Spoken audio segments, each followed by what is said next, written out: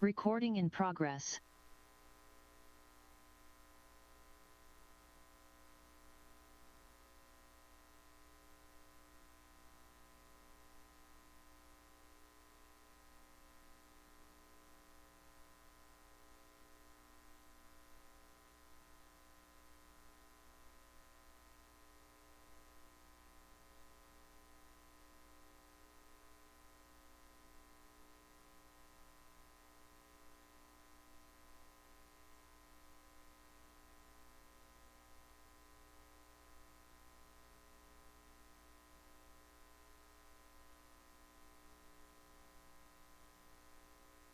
All right, good evening everyone, and welcome to this April 1st meeting of the Somerville School Committee. Pursuant to Chapter 20 of the Acts of 2024, this meeting of the School Committee will be conducted via hybrid participation. We will post an audio recording, audio-video recording, transcript, or other comprehensive record of these proceedings as soon as possible after the meeting on the City of Somerville website and local cable access government channels. Superintendent, will you call the roll? Good evening, everyone. Here we have the roll call. Ms. Barish. Here. Mayor Ballantyne. President Owen Campen. Mr. Green. Here. Mr. Beaton. Here. Ms. Beaton. Present. Dr. Ackman. Here. Dr. Phillips. Here. Ms. Krebschen. Here. We have quorum. We will now have a moment of silence and a salute to the flag.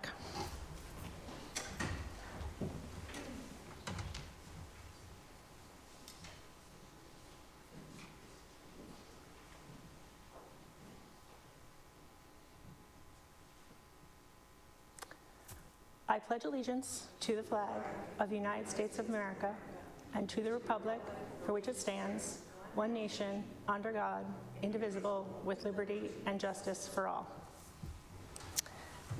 I will now introduce our interpreters. Spanish, would you please unmute yourself? Good evening, everyone. This is your Spanish interpreter, Tracy Pichardo. Oh, hold on a moment. We're having a little bit of trouble hearing you.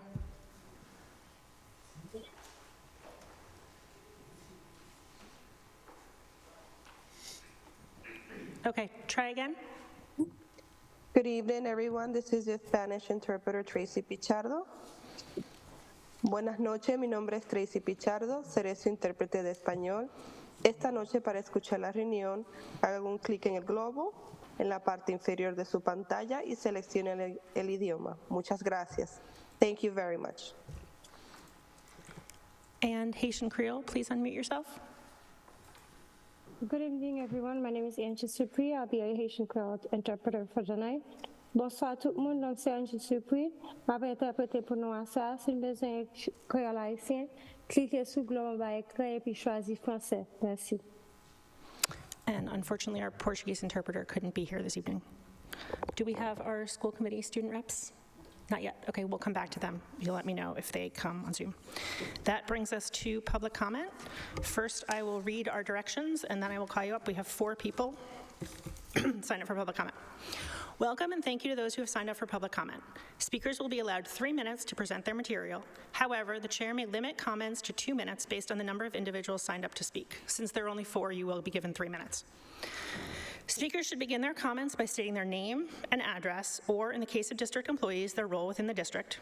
The chair of the meeting, after a warning, reserves the right to terminate speech which is not constitutionally protected because it constitutes true threats that are likely to provoke a violent reaction and cause a breach of the peace or incitement of imminent lawless conduct, or which contains obscenities.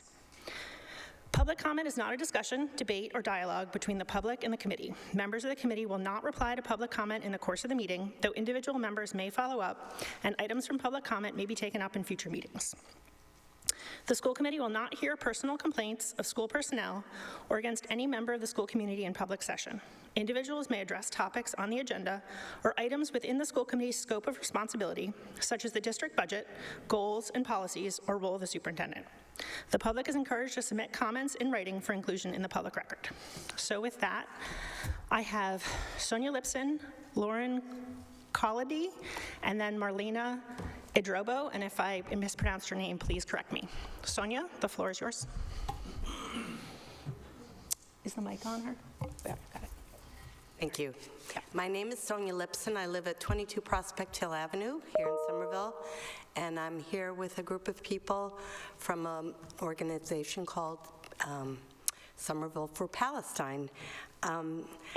Thank you for letting me speak today. I'm a 35-year resident of Somerville, and I raised 2 kids here to adulthood, but I have never been to the school committee. So this is actually kind of interesting for me to come here. My kids went to maybe a total of 10 different schools here, so I knew this system very well. I'm here as part of a group. We've come to ask the school committee to consider joining us to take a stand in a decision to divest as a purchasing body. We propose making an economic decision which will impact what's going on in Gaza could have huge benefits. And I'm going to let other people speak to what the actual proposal is. I know that this has been done in other towns, and this is may feel irrelevant to you, but I'd like to explain why I think it isn't. I'm moved to come because despite feeling very anxious about speaking in public, I hope that we can all be part of a change that'll lead to the end of the horrific violence that's taking place right now in Palestine. Like a lot of people here in this room, I have a very personal connection to the conflict in the Middle East and have been enveloped in the history of the Holocaust and the founding of the nation of Israel through my family and through my community. But the horrors of witnessing this unfolding massacre and famine in real time has brought me to work with others in my community. We are making an example of what we as citizens can accomplish at a local level. I've been involved in many previous struggles before to support victims of violence elsewhere, but never have had the opportunity to be part of a vibrant movement such as Somerville for Palestine, a group which really strives to step up every day through community meetings, standouts, phone banks, visits to elected officials, and even this month with the Ramadan break fast. And I feel that the work to stop the violence has been really, really impressive. I think you are aware of how much has happened with this community's efforts. I think this group has shown me that Somerville has been and can continue to be in the forefront in making the changes which will have an impact on the world. Thanks to our successes today, I dare to come to you and ask that we take steps here in Somerville to end. I'm afraid your time is up. I will take 2 seconds. You could have given me a warning. Just to say, to consider divestment as a tool to make change. I think that we will, you'll get better explanation, Thank you. but please consider this. And also for our next speakers, we do have a clock right here. Oh, okay, yeah. Sorry, I didn't point it that out next Yep, time. I will point that out. Next, I have Lauren Colony, then Marlena Idrobo, and then Vivian Manning.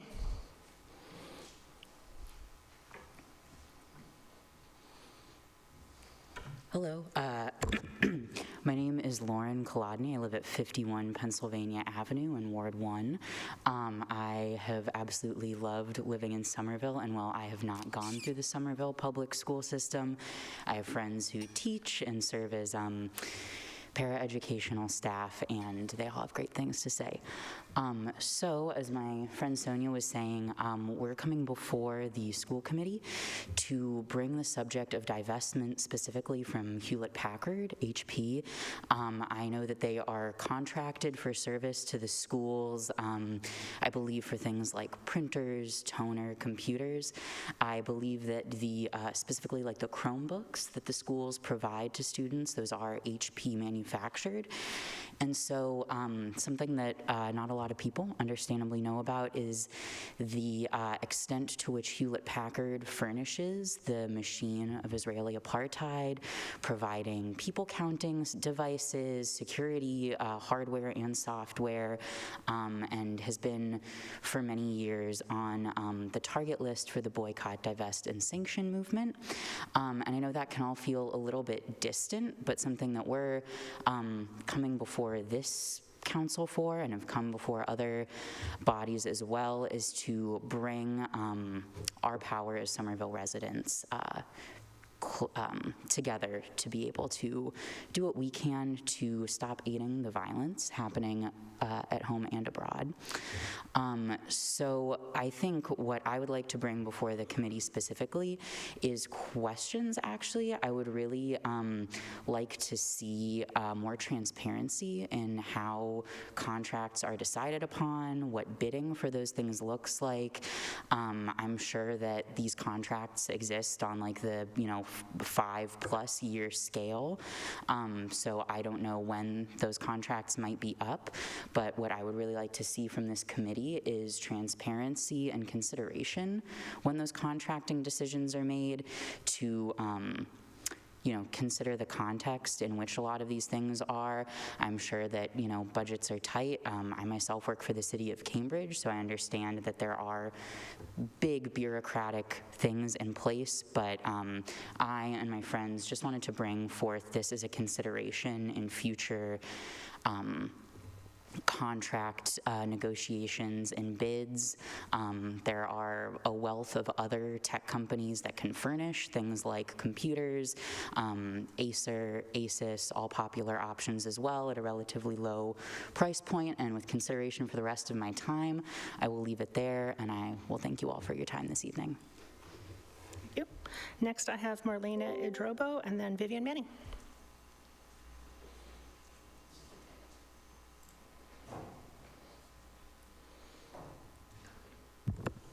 Hi, I'm Marlena Idrobo, and I live at 20 Lincoln Parkway in Somerville. So I'm here also to talk about the SPS budget and its contracts with Hewlett-Packard, HP, for your computers and printers and other things like that. I understand you have an open contract with HP. This tech company, which is actually two companies, HP Inc. and HP Enterprises, is enabling the current genocide of Palestinians by Israel and the US, and it has been providing the infrastructure for the apartheid system. And I can say a little bit about how HP does that. So first, it contracts with the Israeli Defense Department and the police.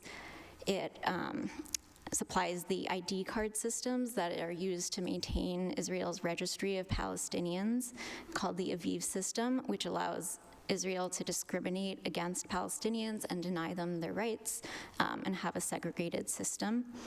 And it also holds information about Israeli citizens living in illegal settlements in the occupied Palestinian West Bank. In addition, HP gives servers, data storage, and security to prisons in Israel, which holds Palestinian political and child prisoners, often in inhumane conditions. Also, HP Inc.'s Israeli subsidy, HP Indigo, provides products and services to Benjamin Netanyahu, the Prime Minister of Israel, and the Finance Minister, Bezalel Smotrich. And these individuals are directly responsible for the war crimes being committed currently. The Israeli government has been contracting with HP for many years, but as you know, there is an ongoing genocide currently, with the death toll surpassing 36,000 people. Over 14,800 of them are children. And Israel's army is also creating conditions of famine for people and making it harder for them to get aid. So all of this is to say we are here to ask about more transparency in your budgeting and contracts with your vendors, and we are willing to ask, we are here to ask if you are willing to find a different vendor other than HP for your computer and printer needs. Thank you. Next, I have Vivian Manning.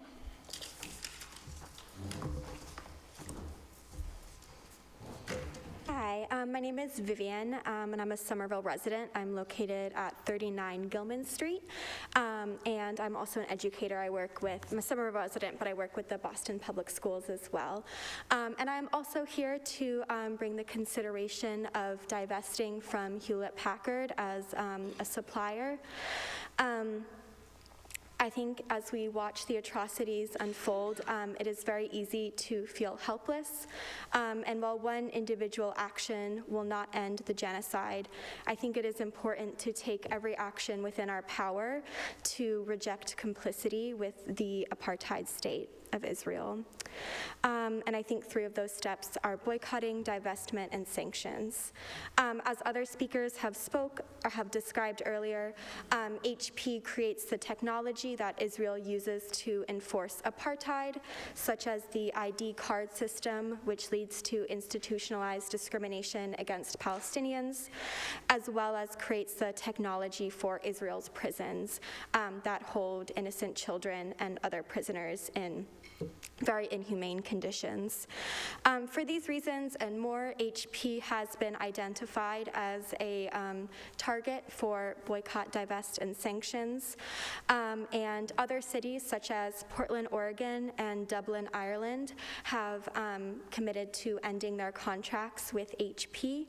And as a Somerville citizen, I would like to request that the school board considers following in the paths of those cities and other organizations, and considers divesting or considers taking another contract. So thank you for listening. Thank you. That concludes public comment. With that, we have the report of the superintendent. Dr. Kamada? Good evening, everyone. First of all, thank you for the community to being here tonight. I also see some families from the Healy School and some educators, so welcome to all of you, and thank you for being here. So we have a couple of reports that I want to share with you.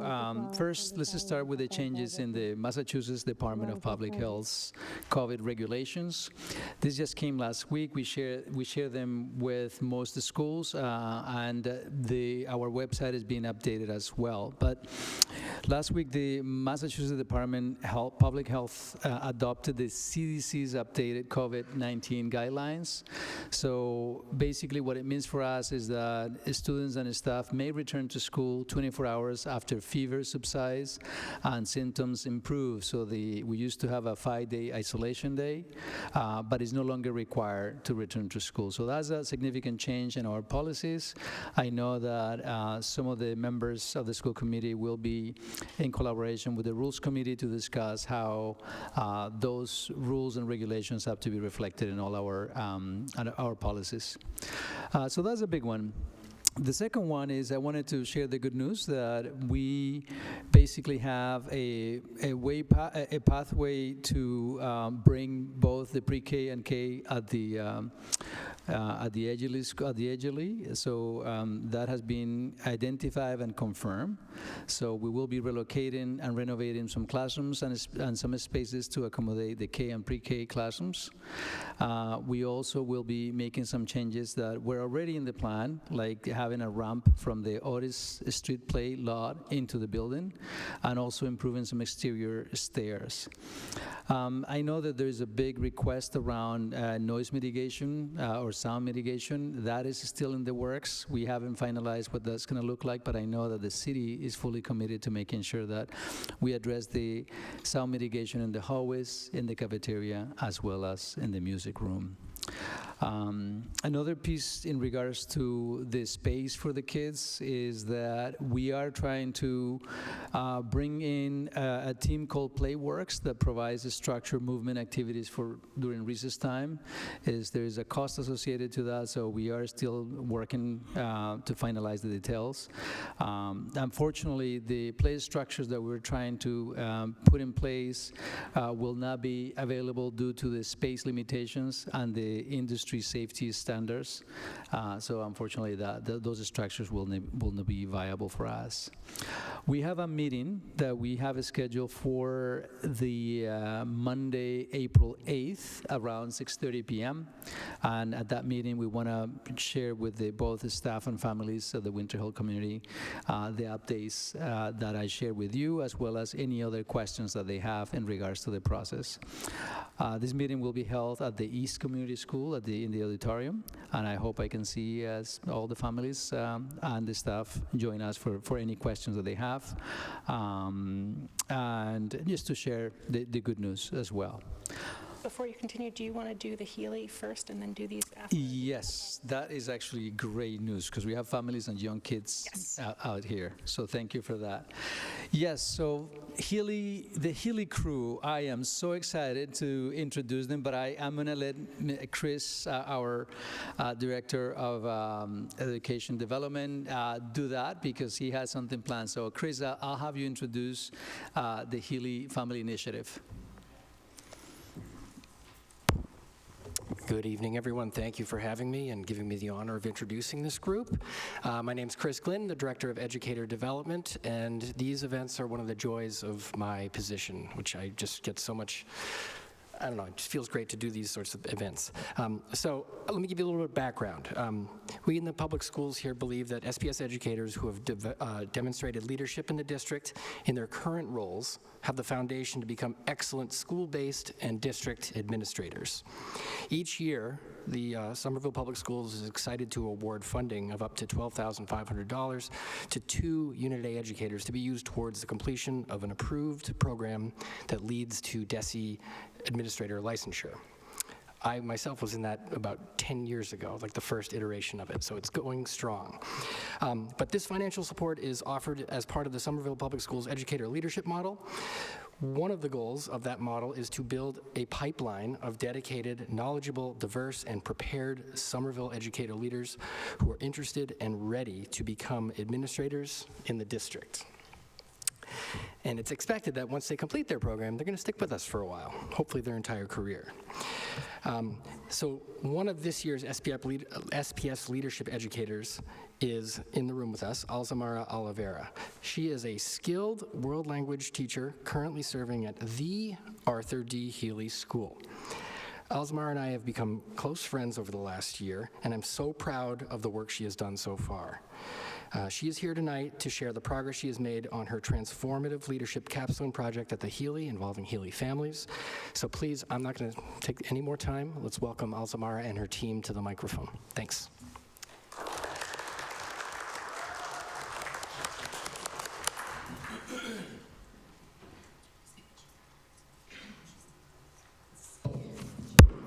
Ooh, sorry, everybody.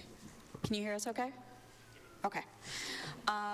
So hi, we are part of the Healy Family Initiative, Walking the Walk with Marginalized Families Towards Empowerment and Advocacy. My name's Amelia Flynn. I am a special education teacher at the Healy School for 7th and 8th grade. This woman doesn't really need an introduction, but this is Alzamara Oliveira. She is our Spanish teacher at the Healy, and she is really the catalyst for this group. We wanted to introduce our presentation by highlighting in picture form something that Alzamara created as part of her capstone, but looking at the different obstacles that families face before they can start to engage with the school. If you're looking at housing insecurity and food insecurity, that takes precedent over everything else. And so if you can get past those initial obstacles that really have to do with survival, you can get yourself to the school, but then there are still these systems such as MCAS, grade level expectations, anything that we've all become versed in that aren't necessarily transparent. So we saw that as a huge piece to why we have obstacles for family engagement. Next slide, please, Erica. Thank you, everyone, for having us today. Healy Families Initiative is originated from my story of self. Its picture in this slide is tied to my journey as a parent and educator, and now I'm going to read my story of self for you. Have you ever felt intimidated, overlooked, isolated, lost, misunderstood, and stuck? I have. Have you had to learn a new language, a new way of living away from home? I have. Have you received news that your child or a loved one has a disability and you have no idea what that means? I have. Have you taken Mattel countless times? I have. All this experience have shaped me to become the person I am today. I know how it feels to be treated as an inconvenience by the educational system, which is designed to oppress people like me, my children, my friends, my students, and my families. I have relied on my faith, on my family, to keep fighting, because tomorrow will come, and I can't afford not to be ready. I proudly say that I'm blessed for the people I met, I work with, I became friends with, because in certain stages of my life, they came to my rescue and they pushed me to pursue my American dream without knowing what my dream was about. I'm proud to say that I overcame the challenges and I achieved my American dream. I became a public school educator. I speak 3 languages. I have a dual licensure in foreign language education with SCI endorsement. And I am now enrolled in a leadership program at PSI on a pathway to become a leader. I am inside the system who kept me outside. I made it. I am privileged. I feel rich because I have now the opportunity, the platform to fight for families who have been kept on the outside like I was once. I thank Healy. I thank Healy School for adopting me, for embracing me for who I am, for supporting me during this journey. I thank each member of my team, each supporter and volunteer, my principal and mentor, Sarah. I'm grateful for each one of them who embraced this cause and believe that if we join forces, we can dismantle inequity in our school. Together, we are no longer waiting for a change. We are making the change. We are here for Healy families, and we are committed to this cause. We are walking the walk with them towards empowerment and advocacy. They are the heart, the center, and the engine that is moving us to better ourselves, our school, and our community. Next slide. Next slide, please. We can't do the work alone. This is my team.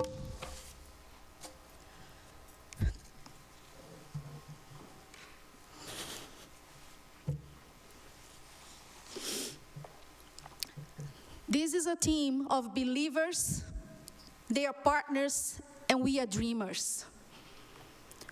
3 parents in this team, 4 educators, 2 support staff. We have all this expertise. Our own story of selves brought us together.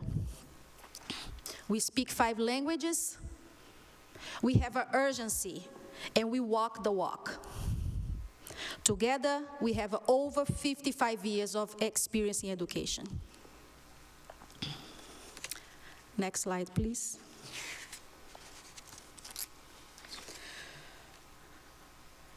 There is no school, no success, no community, no partnership if families are not placed at the center.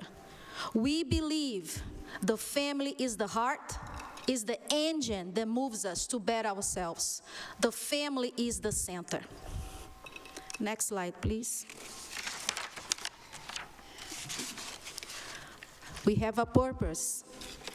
Healy Families Initiative seeks to close the disengagement gap among the historically marginalized families by facilitating monthly parent support groups in Portuguese and Spanish in order to support parents to feel empowered and to advocate for their children's education. Next slide, please. This is our theory of change. If families learn the necessary skills to navigate the public school system, then they will feel empowered to engage and to advocate for their children, which will result in better academic, social, and emotional outcomes for our students. Next slide, please. Okay. So one, Dr. Carmona, thank you for the slide. I took it from your presentation from the beginning of the year, so I appreciate it. For our families, we are really looking at, oh, there we go. Sorry about that. So with our families, you can see that only from the last MCAS, only about 2% of the multilingual student population met or exceeded expectations, which I would argue that means we as a district are underserving that group of students. Our group is looking to increase family engagement with that exact population, including the intersectionality with students with disabilities, high needs, low income students, and this is a goal to increase the overall academic success for these students by increasing family engagement. Next slide, please. So our group meets the unique needs of the Healy School. Since 2021, the multilingual population at the Healy has grown 51%. And when we took this data in November, around 40% of students are either come from families who speak Portuguese or Spanish as their native language. Our group is bringing together the academic focus of the school improvement plan as well as one of the goals for the Healy Equity Team, that goal being the equitable family engagement. Next slide. For our future goals, what we are looking to do is continue working with our Portuguese and Spanish families to the end of this year, and then starting up again next year. And in September, we would like to start working with parents who speak Haitian Creole, moving on to Arabic, and then also targeting parents who are also marginalized and speak English.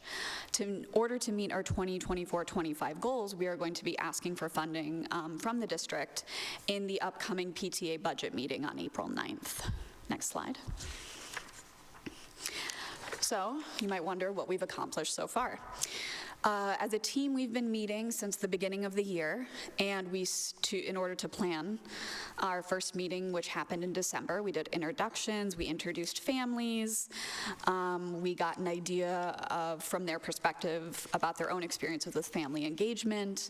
In January, we did a bullying presentation, and we brought together district resources and specifically Healy resources to address needs or address any concerns that parents might have around bullying and what they can do if they have those concerns. In February, we put a presentation together by collaborating with all the grade level teams at the Healy School and asked for their advice per grade what they would do for homework help or the advice that they would give to parents. And then I wanted to just make note, we did have a lower turnout, but we had also unfortunately had to move our day. Our original date was during the snow day, so we did not have our meeting. And then our most recent, in our most recent group in March, Alzimara had started the partnership with Scale, and we brought them in and did a presentation in order to introduce families to that resource. In April, we're going to do a mental health presentation. In May, we are still working on what we would like to do, and then we are going to end in June with a parent focus group. And the people that bring this all together are Healy alumni, staff, parents, grandparents, and we also have current and former Healy students that help us with babysitting as well. So I think we can see overall we have pretty consistent numbers and a pretty high engagement from parents. Next slide, please.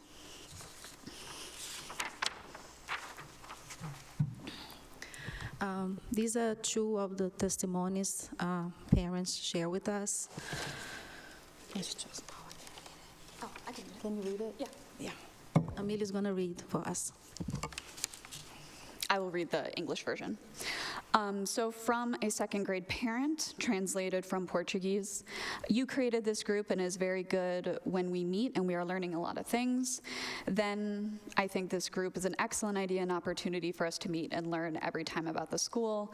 I think this group should continue so we continue to learn about things. For me, it was very good that this group was created. And then from a kindergarten parent, translated into English, the group caused a positive impact in my life. I had recently arrived in Somerville and I was warmly warmly welcomed by the group, and I was able to know the school and where my children go. I met the principal, teachers, parents of other students. I was introduced to Scale, a school that focuses on learning of the English language, and it was very interesting. So just from that, I think we can see how important this group is to the parents that we are specifically targeting. And we also brought our families with us today, Healy families, and I would like to ask if one of them would like to share the testimony. Alguém, vocês quer compartilhar? Quer? Vem. We have a Healy mom, Miriam. She's active member of our team. She's a supporter. She's amazing. Hi, Miriam. Thank you. Hi. My name is Miriam. I'm a mother of 3 kids. One's already graduating high school. And I have 2 youngest now that's in Healy. One is an 8th grader, and the youngest it's on 3rd grade. And this group is like a dream come true. Because when my son was in school, I was never involved in the school as I should. And when my 2 youngest they start on Head Start. And something I always talk about in Head Start was like how the families get together to improve the kids.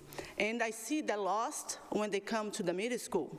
I noticed, and I even talk about that.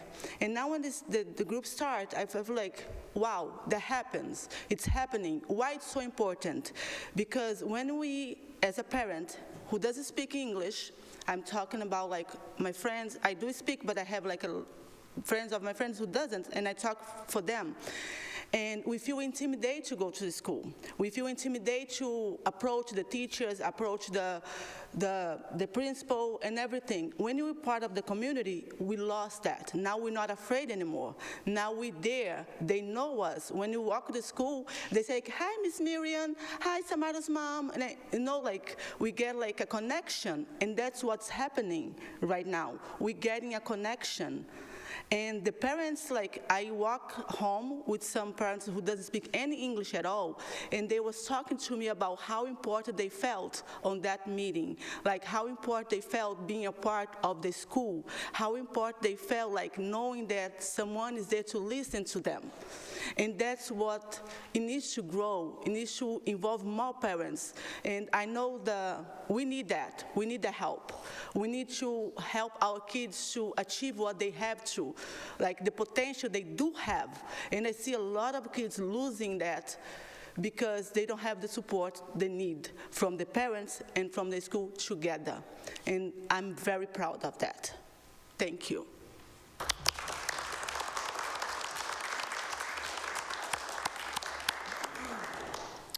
So that is the end of our presentation. Does anyone have any questions for us? Thank you so much for that wonderful presentation. I will open it up to my colleagues for questions or comments. Mr. Bitone and then Dr. Ackman. Wow. I just want to thank you for coming and sharing this important work. I'm not sure what my question is. I guess maybe it's just more of a comment that,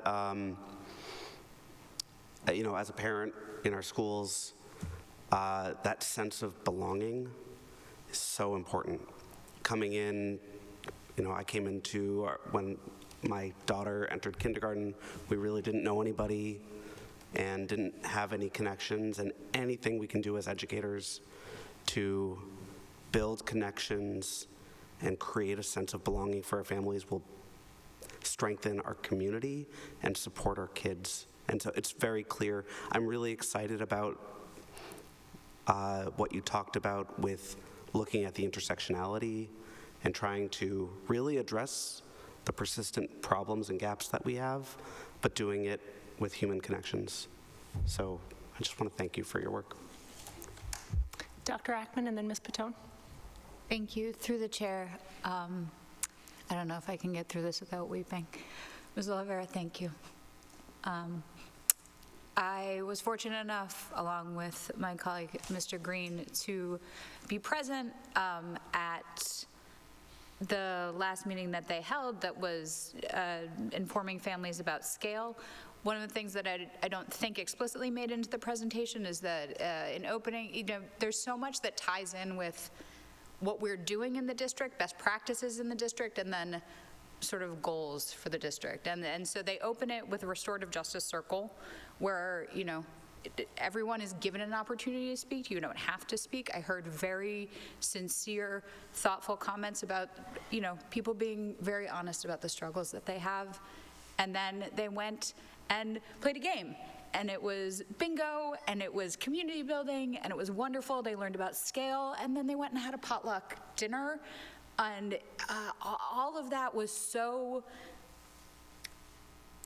community building, and it was wonderful, and not everyone spoke the same language. And I also, as a native English speaker, really believe in the spaces where, for us to truly understand, to be in the spaces where I'm not understanding immediately all the time. My dream for equity for the school committee is for public comment, for someone to come up, speak in their home language for the 2 to 3 minutes for public comment and expect us to figure it out. Then we have equity. So I feel like I'm going too far afield, but it is amazing work. We have been asked by the people who spoke with public comment today to think about how we invest, how we spend our money. This is one way that we are spending our money, is investing in our brilliant staff to get certified to do great work.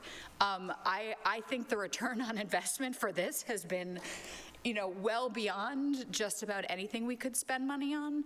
I'm so thankful that you have done this, that you are doing this. I'm so proud of what you're doing so far, and I really look forward to seeing this grow within the district. I'll leave it there, but I'm so proud of you and so appreciative. Ms. Paton? Oh, Mr. Green and then Ms. Paton. Well, thank you, Ms. Paton. As Dr. Hockman said, I had the privilege of attending the last meeting, and I also have the, privilege of a long view. I'm reminded of a subcommittee meeting my first year on school committee. I believe it was the first time we started talking about homework, but don't hold me to that. And we had parents talking about their experiences with homework in the district.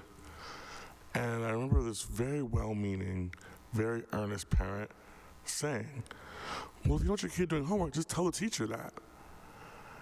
And it is one of 2 times in any public meeting ever where I've broken character, and I just started laughing. Because it was, again, very earnest, very well-meaning, really wanted to help, but it spoke of such a particular cultural norm, the idea that you can just walk into the school and tell the teacher what you want your kid to do. But it was a cultural norm that, especially at the time, very much underwrote a lot of how Somerville public schools operated in practice.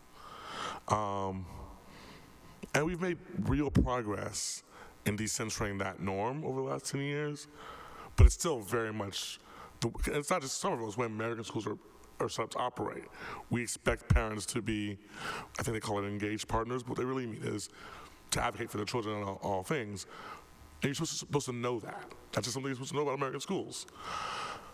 So what I really appreciate is that we are, trying to decenter that notion, but to the extent that we can't, we are actively trying to equip parents where they are to be able to play that role. That, in a way that very few things people talk about equity is equity in action, because that's actually about shifting power dynamics. And if you're not shifting power dynamics, you're not actually talking about equity. So I want to censor that. That's one of the most impactful things we're doing. To Dr. Hockman's point, I want to make sure that next year's budget we have the resources to do this, particularly at the Winter Hill, where we know that we're going to have to be proactive in helping to reestablish, rebuild, build for some whatever, real deep community bonds. We have to be intentional about it, and this is a very powerful tool to do that in a way that actually lives our values. Yeah, I'm gonna stop there before I start getting emotional. Ms. Patron? Thank you to you, Chair Gretchen. Thank you. It was incredibly moving. To Ms. Oliveria, Ms. Flynn, Ms. Miriam, Ms. Everyone, and Mr. Everyone for being part of this. It's a real evolution from, there's lots of well-meaning families that organize and often want to get families that are normally historically not part of things but don't know how to, don't have the skills, don't have the language skills, don't have the relationships. And sort of this partnership that you're creating between families and educators is huge. And really just going the extra mile, because this is different. It looks different. And as both of my colleagues said so eloquently, I look forward to where you all take it. I look forward to seeing how this evolves and how this, I'm assuming, is some marriage in the long term with our SFLC work and moving forward, this kind of piloting of newness. So anyway, it feels really new. It feels incredibly powerful. People being seen and heard and having voice in a place that they haven't had before and being welcomed. So thank you for that. One comment, nothing, just something to think about for the future, and I'm not saying you should be doing this year or whenever, but one thing that I saw that was nice that the Winter Hill had done through family engagement and bringing in people who spoke other languages was trying to introduce families to out-of-school time opportunities and summer opportunities. So again, it might not be the right time right now, but exploring that, because there's so much growth and so much enrichment thing happen in those programming, and often it's very hard to bring families in that aren't traditionally there. So for your radar, maybe next year, maybe whenever, that's an opportunity, and I know that the Winter Hill had some luck with that. So anyway, thank you so much. Can I comment back? And then. Okay. No, I just want to say thank you so much for that idea. I think that's something that, as we get into our last meeting in June, that would be something that we can introduce and bring to families as well, because we're always looking to create, and instead of creating something brand new, bringing in the resources the district already offers and making sure those are accessible to everybody. So thank you. Dr. Kamara? Through the chair, primero que todo, bienvenidos a todos ustedes, muchas gracias y estamos muy orgullosos de que se sientan parte de la familia. Les agradezco en el alma. Secondly, I wanted to talk about the title, Walking the Walk, and this is truly a walk in the walk. We talk about cultural responsive teaching, this is walk in the walk. We talk about restorative circles, this is walk in the walk. I was at these presentations, I saw the teachers were speaking in different languages, they were doing their best to meet the parents where they were. The amount of effort, scaffolds, and resources around this, I am very proud of what the Healy School has done, and also the efforts of every educator in the school. This is truly, really bringing the idea of cultural responsive teaching and cultural responsive behavior in a place in which it really shows in every aspect of the work. So I'm really honored to have you here, very proud as well, and seeing what you're doing, it opens up many, many windows and doors. So thank you very much. I have one question, and then I will call again, which is just out of curiosity, how did you first get families to come and get engaged? Clearly, once they come, they're seeing something that is engaging and that they're enjoying. So I was just curious, is it one-on-one conversations, or how are you actually getting them in the door that first time? I can do it. So it initially started with a huge undertaking by our family liaison, Heidi Castro, who, because of her job and just because of the work that she does and because she is able to communicate with families in their first language, she was able to connect us to the Spanish-speaking families. And then her and Elsie Mara essentially put a lot of hours in one weekend and went through every single Healy family from the list in Aspen and created different groups in WhatsApp and then in talking points, and that is the main way that we have started, that is the main way that we communicate. And so Alzimar and Heidi both run the different groups. We're gonna have, hopefully, Mr. Jacques maybe do our Haitian Creole group next year. And so it'll be a similar way where it's gonna be centralized in one kind of app that's accessible and used often by families, and then that's how information gets pushed. Great, thank you. Oh yeah, go ahead. Oh yeah, please. So I manage the WhatsApp group, and Heidi managed the talking points, and we communicate with families on a weekly basis, if we have group or not. So at the beginning of the week, we send a message to everybody, happy Monday, I hope you have a good week. So, because it's important for us to keep the relationship, so we try to do that our best, communicate with the families on a regular basis. Great. I believe I have Dr. Ackman, Mr. Green, and then Ms. Patone. Dr. Ackman? No. Thank you. Through the chair, this made me think of, I don't know what permissions are around this, but what I've learned from this group and from other groups, that are successfully recruiting non-native English-speaking families and getting them to engage, WhatsApp is pretty common in WhatsApp groups, and I'm wondering if it's possible for the district to figure, again, if we're trying to meet people where they're at, that is where people are at. And I know that there's a lot of tech permission things, and security is obviously top priority, but instead of asking them to download yet another app, if it's possible for us to go to them, that would be great. I also just want to also celebrate the principal of the Healy, Ms. Wall, who has been a champion, who has been at the meeting, and who has really, enthusiastically supported this work as well, and is doing everything she can to support these families, and I think is a model in that way as well. Mr. Green? Actually, Dr. Ackman covered most of what I wanted to say. I just would love to also request that once we're done with the questions, a five-minute recess so we could thank people personally. Ms. Parrish? I just didn't want to miss an opportunity to thank you. I mean, and my colleagues already have, but thank you for being here. Thank you for the work you do. Thanks to all the families that came out, and thanks to the principal and everyone else who supported this work. Like everyone else, I really look forward to seeing where this goes next. Dr. Phillips? I echo what my colleague said. Thank you. Thank you for the work that you're doing. Thank you for all you're doing in your kids' lives. This may not be helpful at all, but as you think about your budget asks for next year, listening to you talk about your program made me think a lot about the Parent Mentor program in Chicago that is also working on parent engagement. And one thing that they do that's different than what you do is they pay parents to support teachers in classrooms for a couple hours a week. And so if you're thinking of budget asks, might be something to consider. Their data says it helps the kids in the classrooms, it helps the parents' kids, it helps the parents learn to advocate. Might be something to think about. Thank you so much. Are there any other questions or comments? Seeing none, we will take a 5-minute recess. Thank you. Thank you.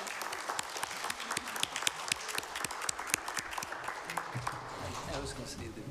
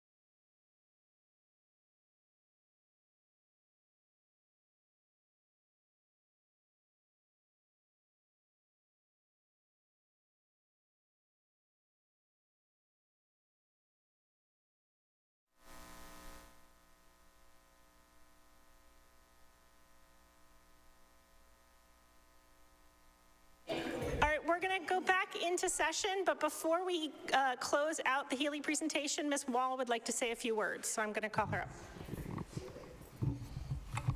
Thank you for having us. Thank you. Yeah. Sorry, just a quick, it's okay. I'll tell them later. Bye, guys. Sorry, just a quick farewell to our families. Alzimara, you have to stay, though. This isn't going to take very long at all. I just didn't know if I was allowed to comment, and then I was told that I should comment.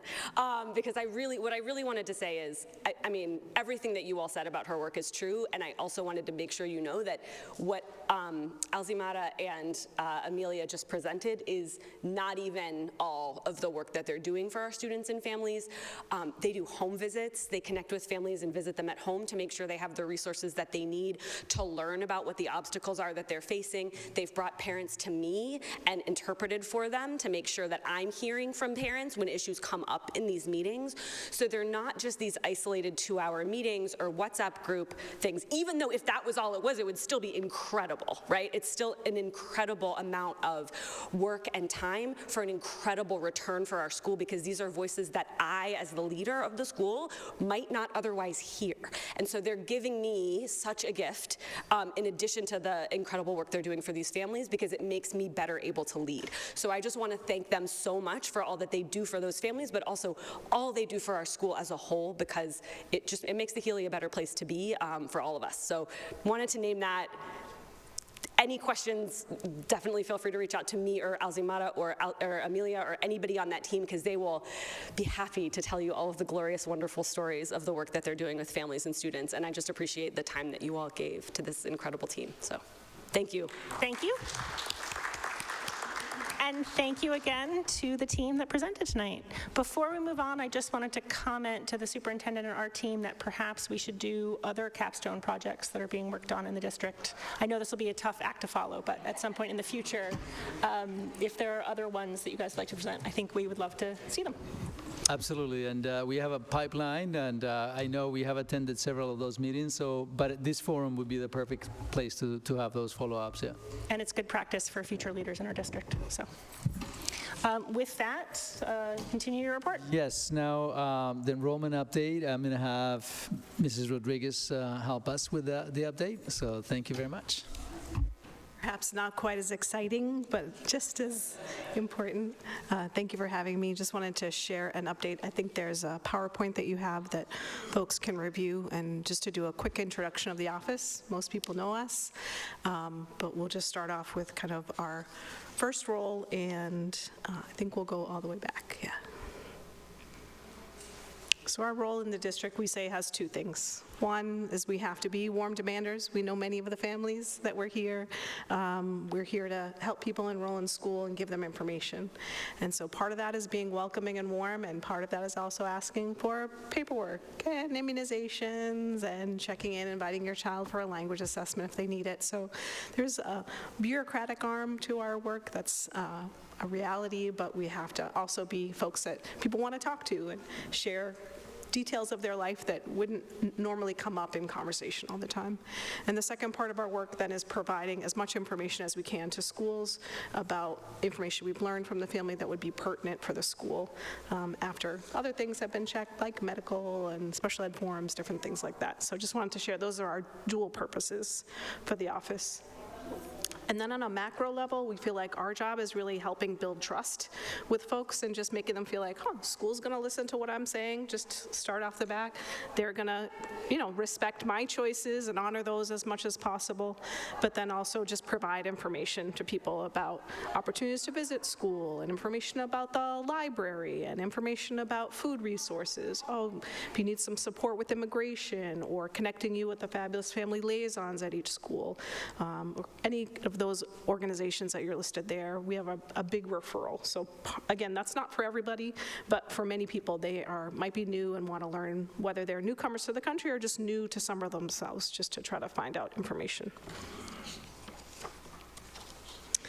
And then we like just to tell people we're open all year long. So school vacation, we're going to be there. In the summer, we'll be there.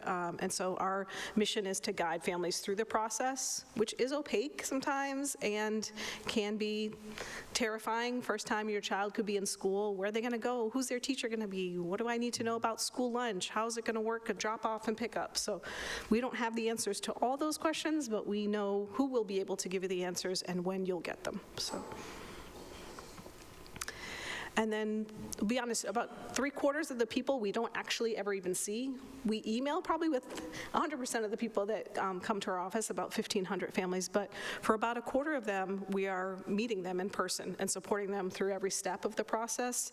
And for other people, it's still individual. There's no batch. You may get 500 people get an email on March 18th about the school assignment, but each of those has been looked at individually. So I want to share with you the people that do that, but just to give you an idea of how many people are coming in. Or sometimes, we'll do things over the phone with people. We're always WhatsApping with folks and getting documents that way. But just to share, about 1/4 of people are coming into the office to get assistance to do the registration forms.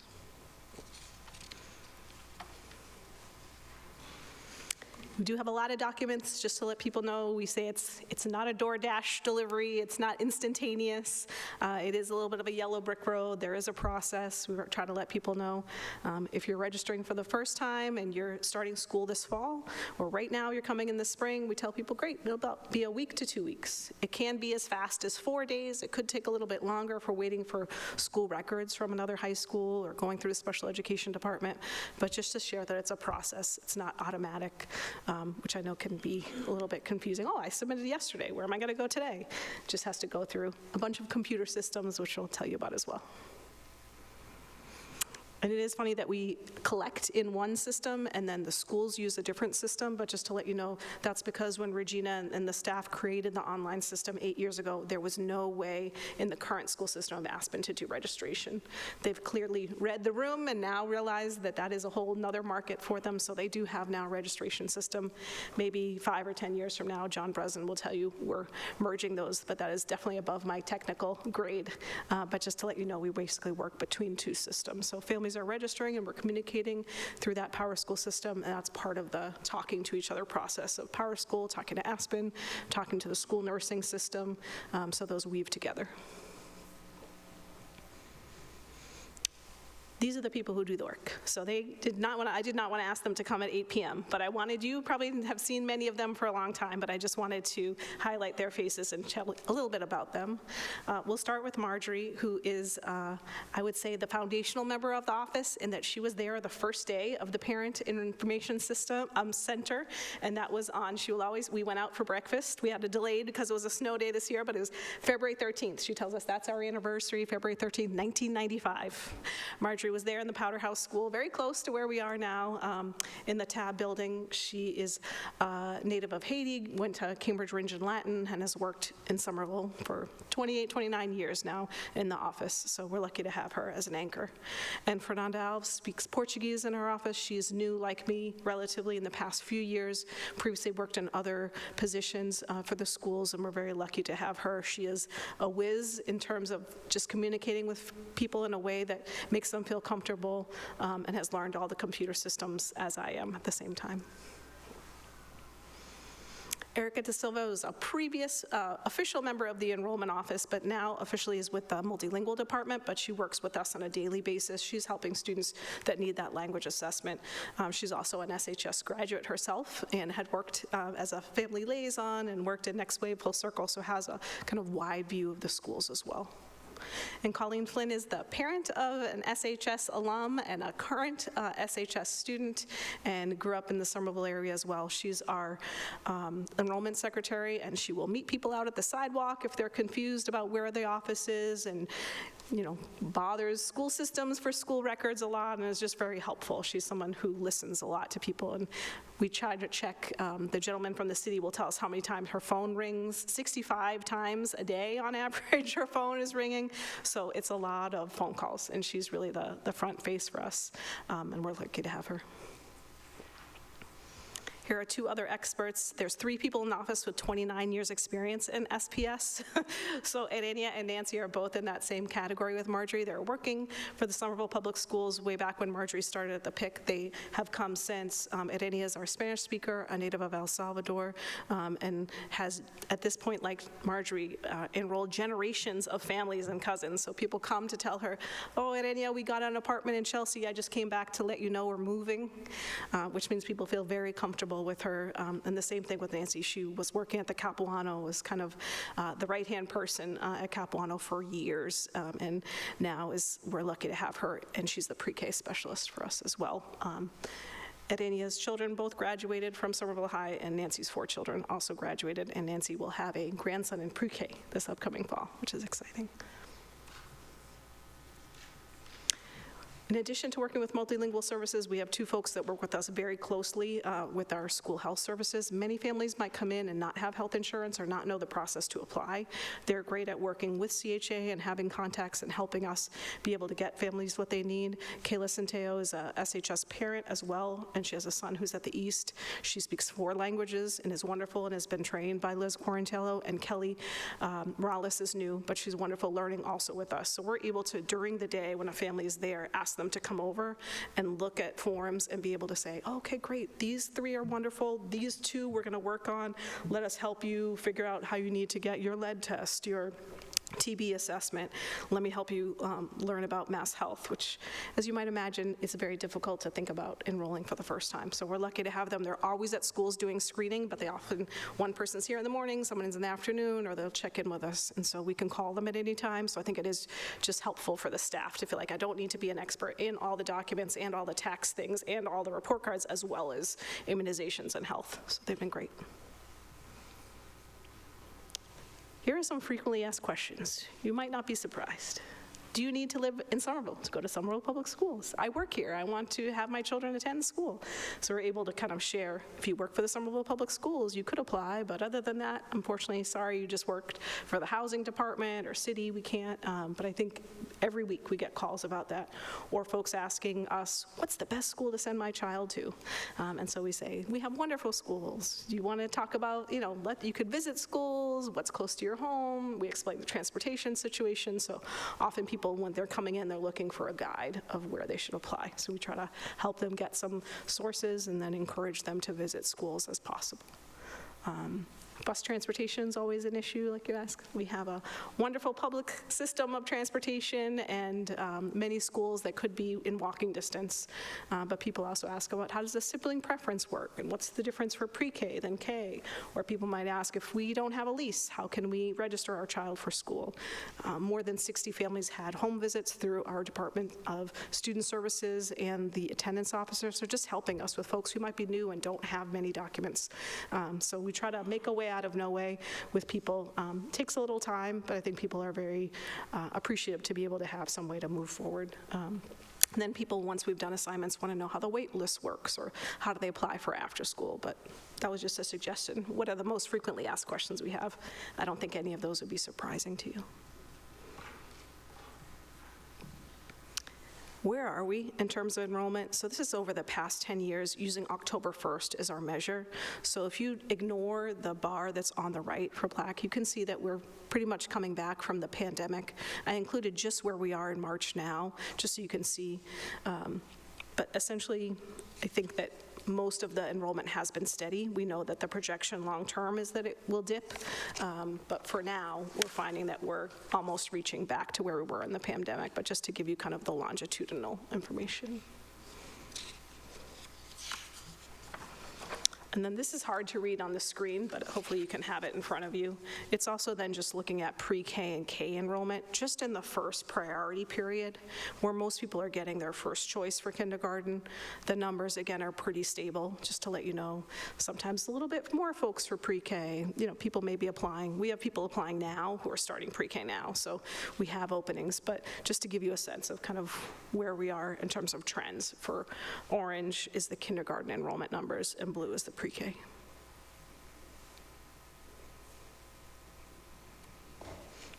And then we try to publish online just the demand, not to promote ideas about where schools are, but just to tell people this is what happened last year, so we can say that most families who apply in the first round of priority period in January and February get what they want for kindergarten. That's not always the case for pre-K. There's a longer wait list for that, just because there's fewer pre-K slots throughout the city. But just to let you know, we saw the largest growth in demand in the Capuano school. Just that I think more people are there between Winter Hill and Capuano. Mr. Caraballo is doing a great job. It's such a welcoming environment, and people think, okay, I like this. I've been doing it for pre-K. I just want to stay right here, which makes sense. And then the dip this year is not a surprise to anybody. We've shared that with the Winter Hills. Less families choosing that as their first choice. This is all information that came from the multilingual department for us, but oftentimes people just want to know where are our newcomers coming from and is it similar? I'd say we're on track to have the same number of newcomers, if not more, than last year. And the countries, this is just through January, so it may have shifted. We might have a few more Haitian families that are coming in the past month or two, but the usual countries that we would have a large number of students coming from for newcomers, Brazil, El Salvador, and we've noticed with the UAE with the number of students that are coming for medical treatment as well.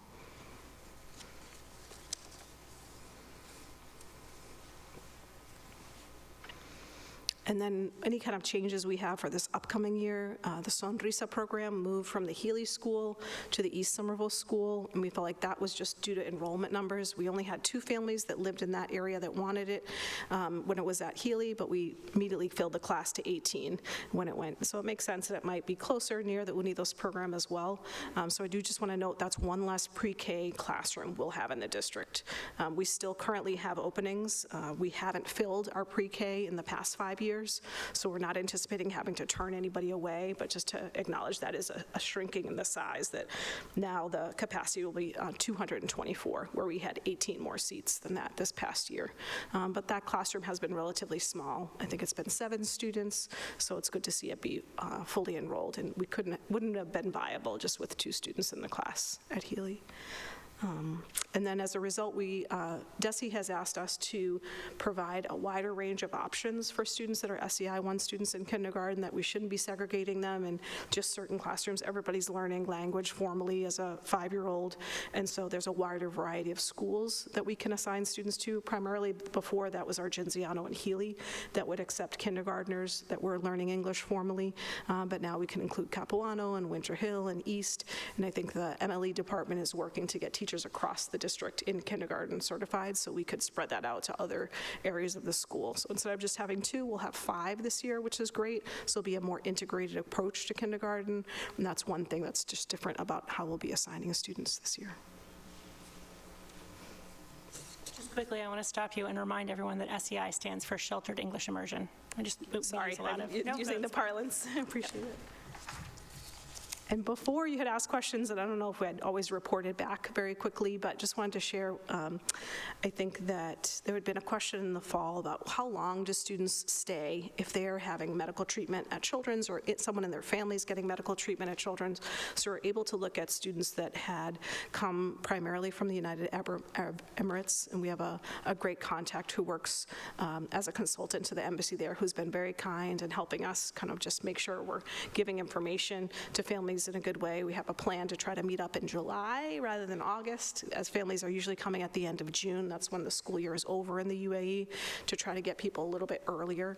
But it's 4.4 months, so it's not extremely long. That's just an average. Obviously, some students will be staying all year for treatment, some students 2 years, but students may move to Medford, they may move to other communities, but for the most part, it's a shorter term that those families are here for. And then we met with Rules last week, or the week before, sorry, and there were just some questions about, as you're considering Brown, just who are the students that are at Brown, what's their proximity, what would their proximity be for middle school, where would, if there had been any changes, what would those numbers be? So we're happy to do more research, but just wanted to share with the full committee those kind of basic questions. I think that's all I have for now. It's a general overview. Happy to answer any questions and get back to you with more specifics. But I feel very lucky to have this really great team that I feel like when it's really busy, you see everybody like crazily working around, and now at a time like this, they're going back and checking with families, making sure they know community schools has openings now. You have to subscribe to the portal, or did you get my email? We sent you an email last week. I want to make sure it didn't go into your spam folder. I feel like there are people that really want to make sure the information they're sharing gets to families in a way that we know it is a stressful time for someone to tell you where your kid is going to go to school. So the much information as we can share as possible. We don't know your classroom teacher yet. You will know that in August. This is how it works. So that kind of basic information. And then we'll also be accepting all the inter-district transfers. We've just started as well. So as people think about, oh, I moved, or I'm interested in going to a different school, so we can share that with you in June as well. Kind of how many students compared to last year have requested that, where they're requesting to go from and to. So that's something that's keeping us busy now. Great, thank you so much. With that, I will take questions from my colleagues. Ms. Barish. Thank you. It's nice to see you here again. First, I just want to say it's incredible the longevity in this office of the employees. I mean, I think it's so wonderful for the district, and for the families of the district to have that expertise. So that's just a comment, I guess. And then I'm curious about what looks like a slight decline in first round pre-K enrollment.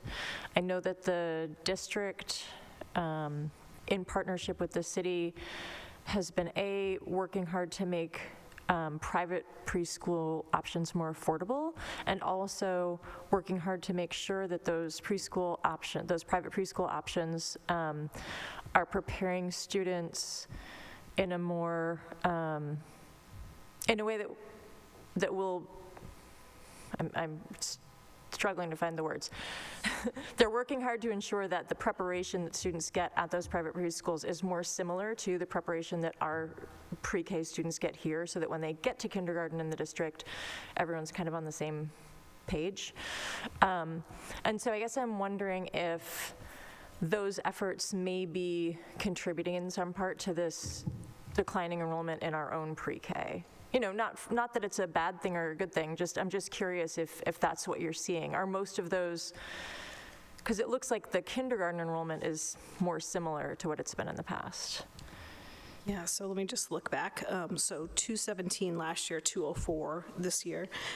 We did speak to Chris Hosman, who's helping with that subsidizing of pre-K programs outside of the public school. I think it's a small group. He's been great to communicate with us and say, I don't want to hold a seat if I know this family is going to continue or check in to make sure what makes sense for families so they can communicate with us. I think that's a relatively small group that he has, 10 or 15. So I think that could be a determining factor, but I'm not sure. So I'm happy to look at it more and talk to Ms. Holmes, who's the pre-K specialist, and just see if, as she's talking to families, is there something that they've heard? Are people not getting the word about this being available? Or I'm not even interested because it's not close to home. It doesn't make sense for me with the hours. I know that she would say that after-school care is often a determining factor about if people accept or not. So I think as those decisions come out around the end of April, May 1st, we might get some more information, but I will ask for sure. Thank you. Please. Dr. Phillips. Thanks so much for a great presentation, as always. I was wondering if you could speak a little bit about any potential implications of the DESE guidance for sheltered English immersion. Just my understanding is, we cluster our English language programs at Healy, Argenziano, and Winter Hill, and I'm wondering if that's going to change as these kids progress. Yeah, so I'll defer to Paulina Metropolis in general, as I know she'll have a master understanding of this. My understanding is they're just saying because it is kind of interesting where everybody's mixed in pre-K, the state doesn't necessarily really care if kids are, considered fluent or not, or able to in pre-K. And so I guess just that's when their testing begins. That's when they're able to start categorizing students for progress. But my understanding is that I did ask, if a student is in perhaps the East for kindergarten as a student who's in a sheltered English immersion SCI 1 class, where would they go for second grade? for first grade, if they need that type of support, whereas we know that the kindergarten teachers are going to be able to differentiate instruction. They all have the certification necessary. I think for now, and I hope I'm not misspeaking, that they would then get support at Argenziano or Healy. That's my understanding, but I think long-term, the idea would be we'd get more and more folks prepared and have people feel comfortable making sure that, especially in the kindergarten first, the youngest grades, that would be something. I know there's support for students. We have young people, a young student that just started, she's in second grade. She hasn't really formally attended much school, so she'll be getting the support of the SLIFE program for students with interrupted formal education, but that only starts in second grade. So I'm wondering about what other kind of supports the state would recommend, but I think as far as I know for now, kindergarten would be spread out. We would then concentrate again at Healy and Argenziano for first grade, but I'm sure I'm not the expert on that at all. We just had a meeting. It was interesting because we all attended, Paulina and I all attended the state's kind of just their Zoom information meeting where they said in February, hey, this is what we think should be happening in March. And I was like, wow, this is very quick to happen. So I think there's additional things to figure out, but I think the idea of it is great for students to be, we had started that actually in a pilot program last year at Argenziano, having one integrated classroom just to see how that would work. So I think they had a good experience and the teachers seemed prepared and there was supports. So I think it will work other places, but I'm just not sure beyond that how it will work. This is probably more a question for Ms. Metropolis than for you, but I'd be curious to know what the average length a kindergartner stays in SEI1. If, the majority of them graduate out of SEI1 after kindergarten, then it may become a moot point, whereas if the average, they're in it for 2 or 3 years. I don't have an answer, but I'd be curious to hear that. I have Mr. Green and then Ms. Paton. Sure. So, I've seen at this point many a pre-K and K first deadline graph in my time. But I think for people who are tuning in to it with new attention this year, say because I mentioned Winter Hill, there are going to be questions and maybe even a sense of panic that probably set in for people who saw this chart today. But I think, I'm trying to think of data that would help put this data in context.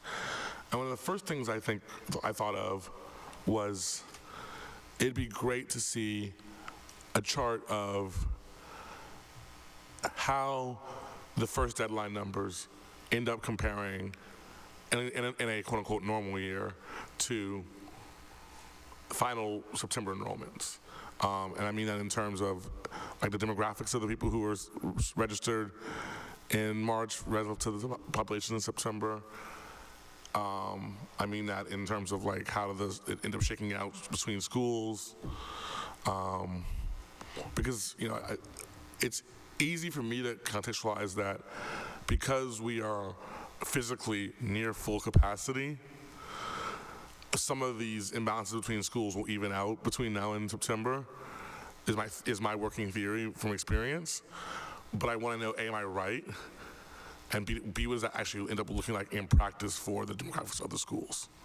So that's something we could get. I think that would be helpful for figuring out what, if anything, we need to be concerned about what is currently right now in the abstract, fairly concerning numbers at Winter Hill for next year. So just so I'm making sure I get you what you would like, compare the current pre-K and K from the first round, and I could do this from last year, and get some demographics and compare that to what happened for the October 1st reporting. Okay. Thank you. I have Ms. Paton. Thank you, through you, Chair. I wanted to thank you for the presentation, but in particular, I really love seeing all the staff. Sometimes there's faces that we see sometimes, and I can't always connect the names to the faces, but it's just another example of the public school community and sharing that. So I wanted to compliment you on that. And I don't have a particular question right now, but thank you. I also just want to share that they were excited. They're like, "Oh, you're going to put our picture?" Like, so I think they also appreciate, that people want to know who they are, and obviously they know many of you, if you've been here 28 years, they may have, enrolled your children in schools and things like that, but I think it is important for them, the people that do most of the work, to. And just to build on that, I've known Colleen since she was the secretary there at Genziano, and every time I've come in to the offices to the TAB building, it's like when you first walk in, the enrollment office there, and she's always there with a big smile, and it always makes me happy. So I just wanted to share that as well. Pass that on. Dr. Carmona, and then I have Dr. Ackman. Just, I'll be quick. I wanted to thank Teresa. I think this is similar to what happened before when the principal at Healy showed up and said, they do these amazing things, but the other stuff that they do, you don't see it. It's like the iceberg. Is that right? You only see the tip. And I think that what Teresa described is the tip of the iceberg. What happens under the water is the phone calls, is the visits, is the communication, the welcoming environment that has been created in the enrollment department. And I have to say that it's thanks to your leadership, and thanks to also to continue to support the folks who do the work for us. We know it is all about the teams, and the team that you have is outstanding, but I think in huge part is how you're leading them. But thank you for your hard work. And if you ask around, the SFLC is known, in our community, in our state, for the strengths that are very unlike any other communities. I work in 3 different districts, and I can tell you that it's a total different experience. So really thank you for the efforts and for the leadership that you have had with that team. We're very lucky to have a great team. I feel like there's people always referring us. So the school liaisons are like, call this person, and special education department's helping us learn about this, and Regina's office is supporting us. So I think we do have a lot of different folks we rely on, and people on this dais, I think also I'm asking secretly, can you help me understand what I should do here? So there's a lot of support from all the people here. We're very lucky. It takes a village, as they say. Dr. Ackman? Thank you, through the chair. I would like to echo what my colleagues have said. It is truly heartening to hear that those who do the work are really also behind the scenes supporting what you do, not just paying lip service, not that I thought they ever would, but that's really wonderful to hear. I'm curious, the population that has come in specifically for medical procedures, my understanding is like that's a relatively new development, or if not, that's fine, but sort of, I assume that this is I'm asking based on my presumption that sort of their experience is different than most of the other families that you serve and support. So are there things that you need in order to best support, like, both groups? Are there differences? I'm just sort of curious about the similarities and differences, because my understanding is that's not, what Sonrisa was created for. And so I will also say I, through other channels, know lots of families connected with UAE and have said nothing but just absolutely glowing things about the support they've received from Somerville. And so I wanted to thank you for that as well.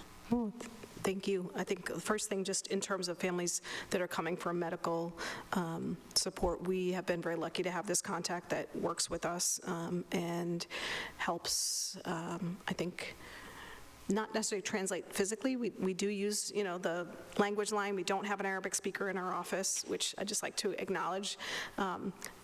Obviously, we're not asking for that in this budget environment where things are getting cut, not added, but that would be something that we would ask for in the future, or maybe collaboratively. The government of the UAE would like to provide that. As I think the issue with most families is not resources, right? The government pays for their apartment, the government pays for their transportation, the government pays for other family members, and it's not necessarily just a dollars issue there. I think that is also just a learning what it is to go to school in the U.S. And what our kind of health requirements are in terms of vaccination for the other children, not the child who might be ill.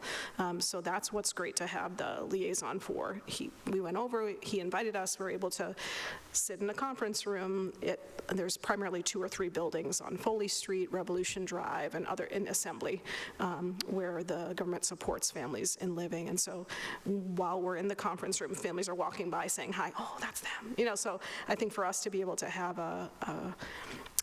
coordination with them in July is going to be key. If school year ends in June and he thinks most of his families come in July, there's no reason why we're not having a little satellite office the same way that we might go to Cross Street and meet people in the soy offices, which we do, especially last year in the kind of confusing summer, we were kind of all over the place. And I think the same thing, if we could be at Assembly Row a couple mornings, just helping families, being a presence there with his support is kind of the go-between. I think that's important.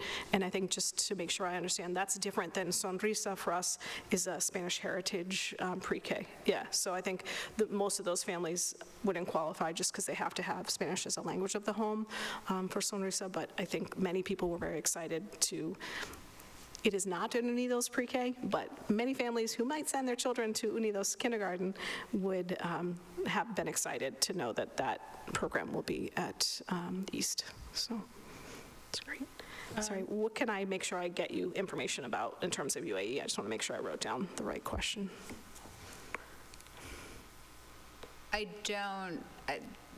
I guess you can follow up on what you were doing.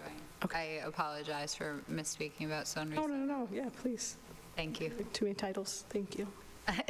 Mr. Beatown. Thank you, through your chair. Ms. Rodriguez, thank you, first of all, and your staff for the fantastic work you're doing. I echo the comments of my colleagues.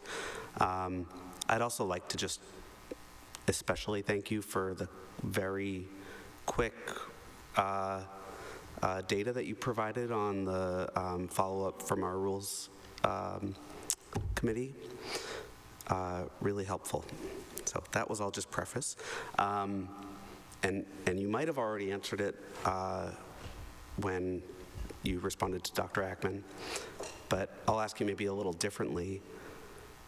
In the work, in your day-to-day work, in your sort of annual cycle, and the different challenges that you encounter, what additional help would you and your colleagues like to see from the school committee, and which could either take a form of resources or of policy? What would you ask?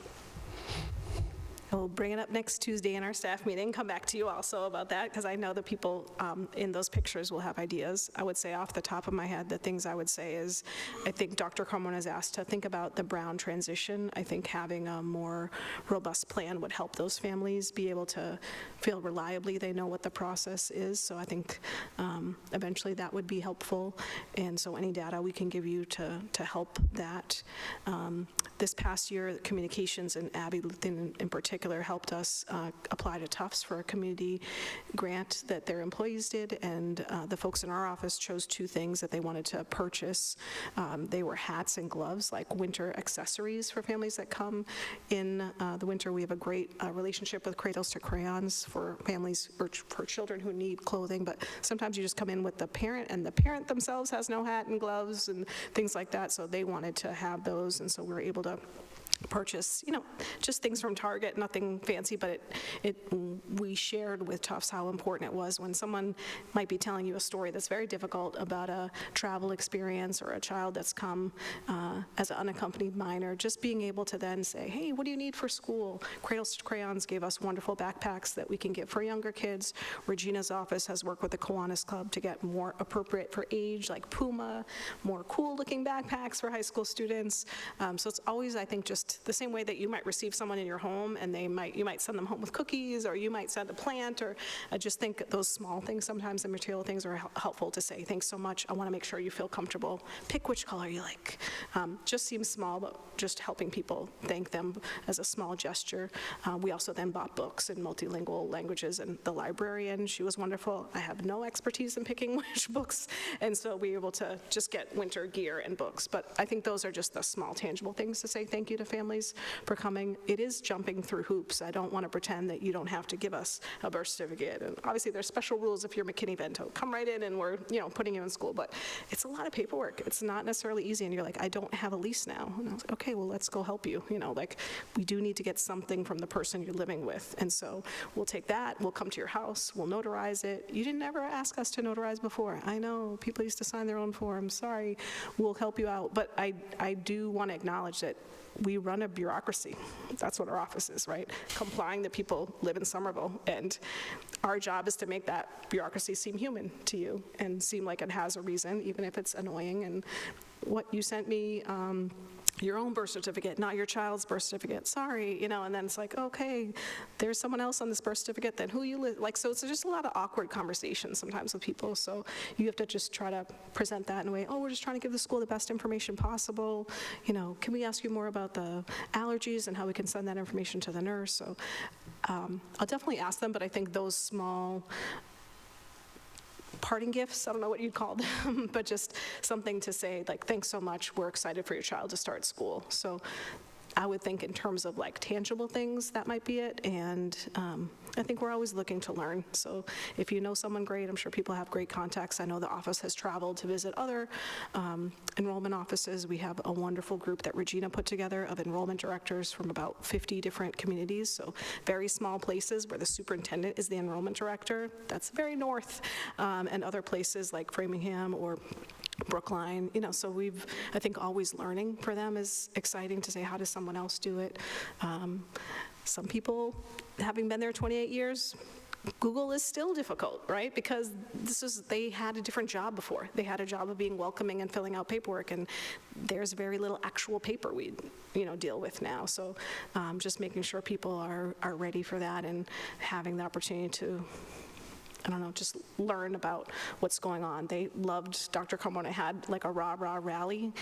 These are just people that work on the side all the time. They're like, we get to go? And I was like, yeah. They're like, we're busy. I was like, doesn't matter, we're going. And they're like, oh my gosh, we saw so many people we knew from other places. So I think any time that they can feel part of the team, the same way that your finance office, like, we appreciate how hard they work because they're down the hall from us. But like, I don't always feel so, I don't always jump up and down when my direct deposit comes in. But I know it's a lot of work to like do everything over there. And just us being next to them helps us understand that. So I think sometimes the engine of things, hopefully you don't hear about us a lot. Like, that's my goal, is that there's not a lot of complaints, right? If things are going well, there should not be a lot of, obviously people get mad every now and then, but I just think it's like they say, if you make your bed, I'm not always a make my bed type of person, you don't notice it.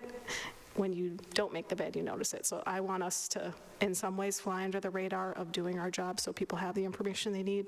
At the same time, I'd like to ask them, because I am rambling, because I don't know the answer to your question, really. But thank you. I really appreciate your framing of the putting a human face to bureaucracy, because that is super important. Much appreciated. Mr. Mosley, you wanted to comment? Yeah, through the chair. Just a couple of things when we talked about Dr. Ackman with the families coming from the UAE.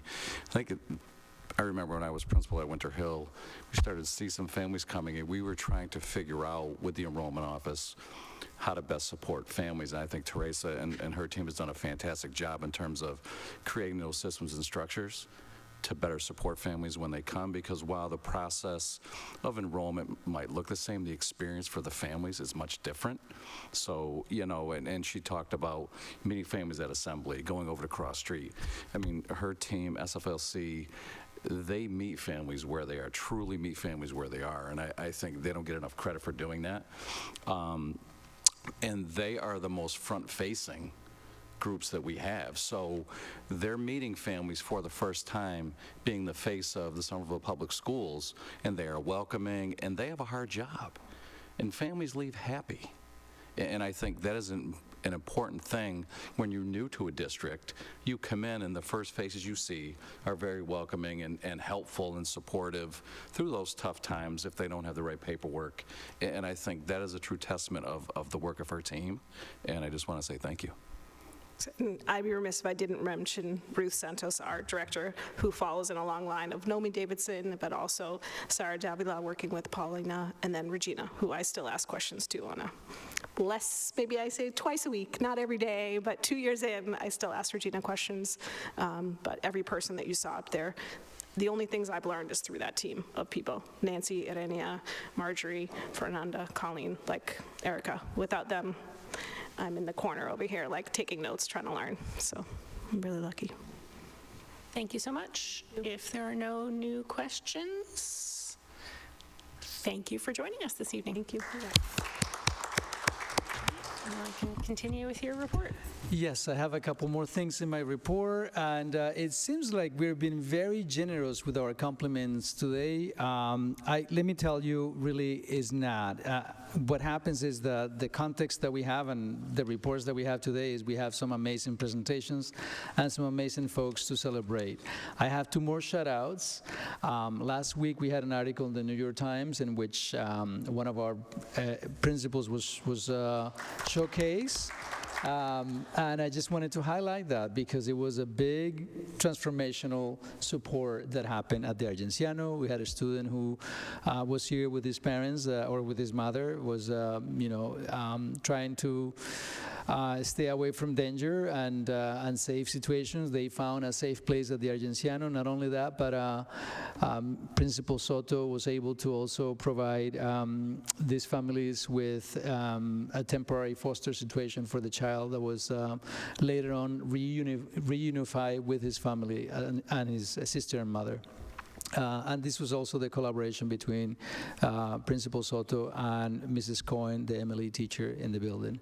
So this kind of actions that are, go way beyond the normal actions of any building leader is something that I think we have to recognize, especially when we know that this doesn't happen in every district, and these are, serving as a temporary foster parent of a child that is coming into your community is a big deal. So I think it was in the New York Times, and I think it's worth celebrating as well.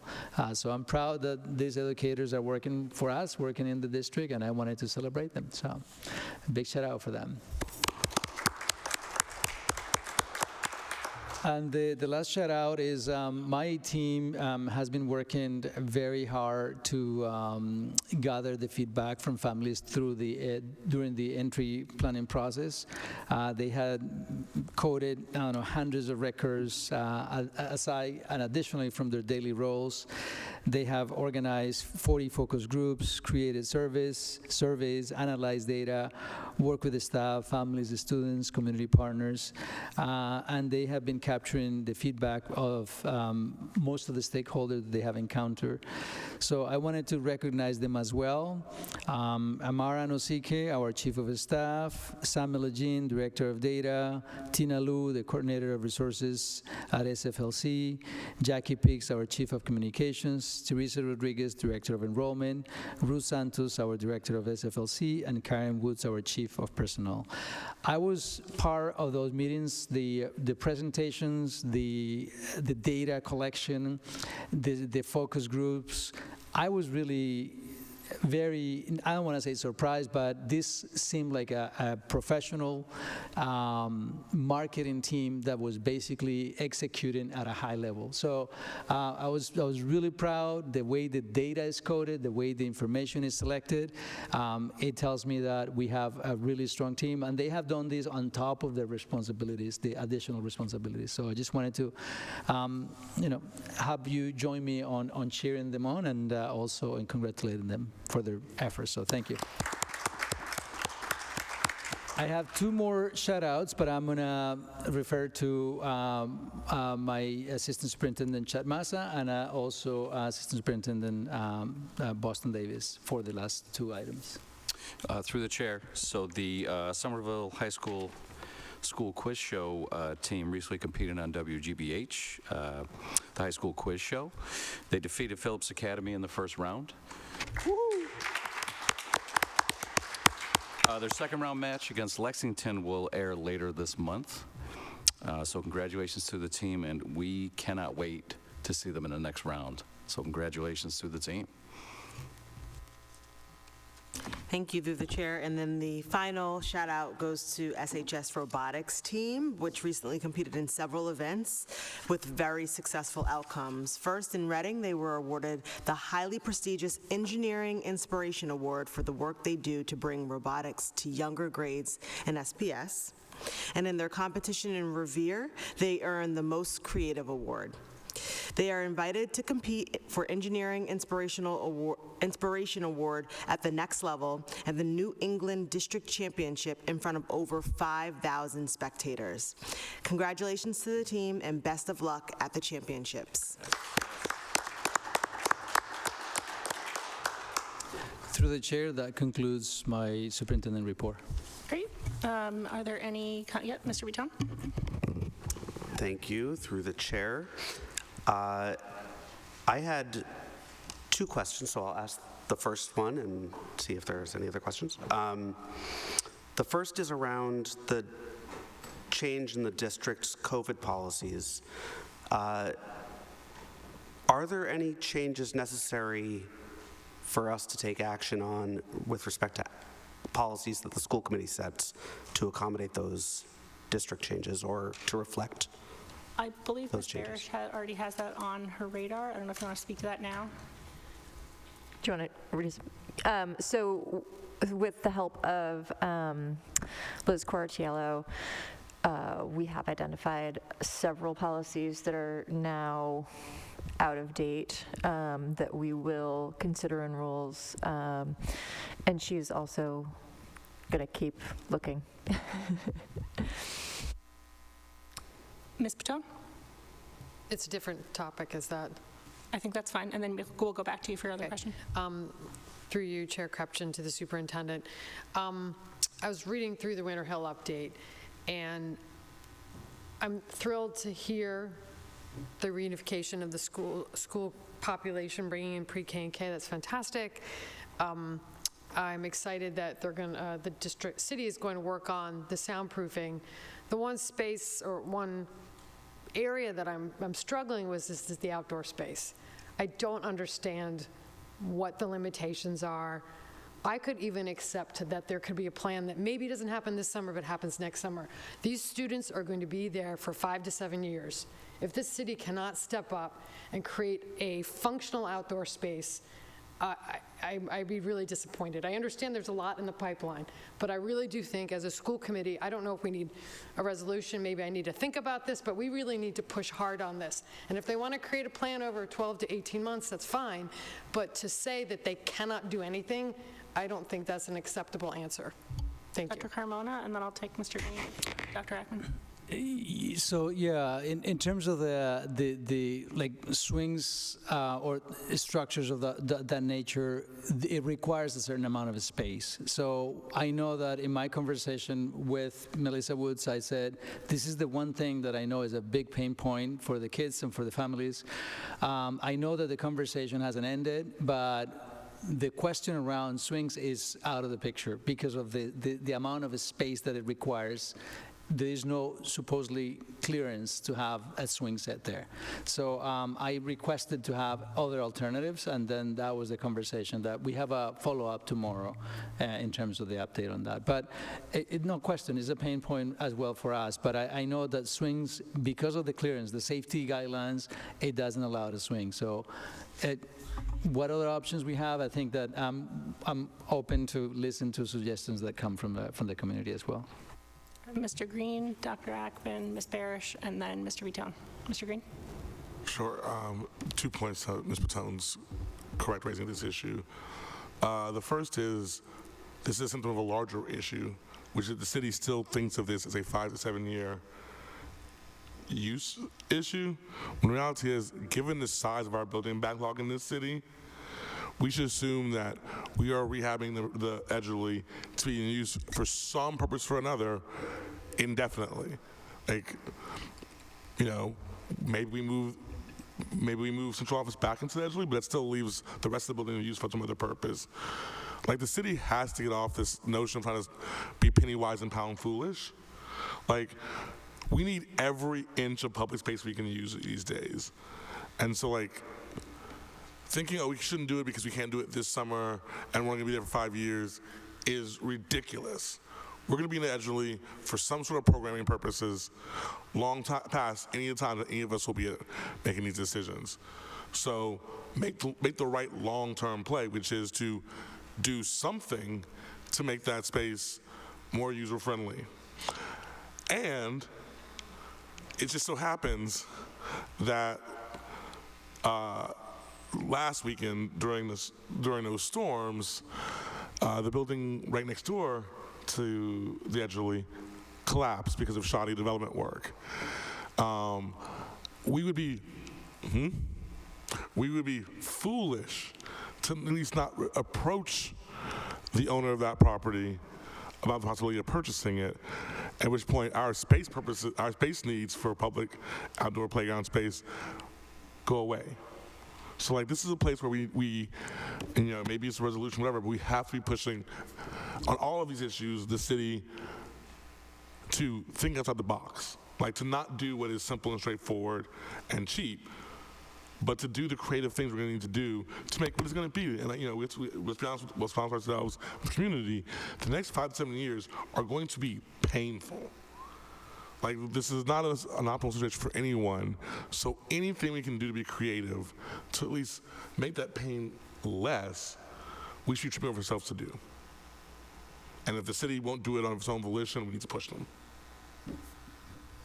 Dr. Ackman, then Ms. Parrish, and then Mr. Bouton.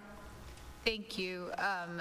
Through the chair, I want to echo my colleague Mr. Green's sentiments. The address is 16 Bonaire Street. I'm happy to take anyone by if you would like to see it. You can see it from my front porch. I heard the building collapse a week and a half ago. I only am reiterating it because it is my literal firsthand experience, because you can see it from my porch.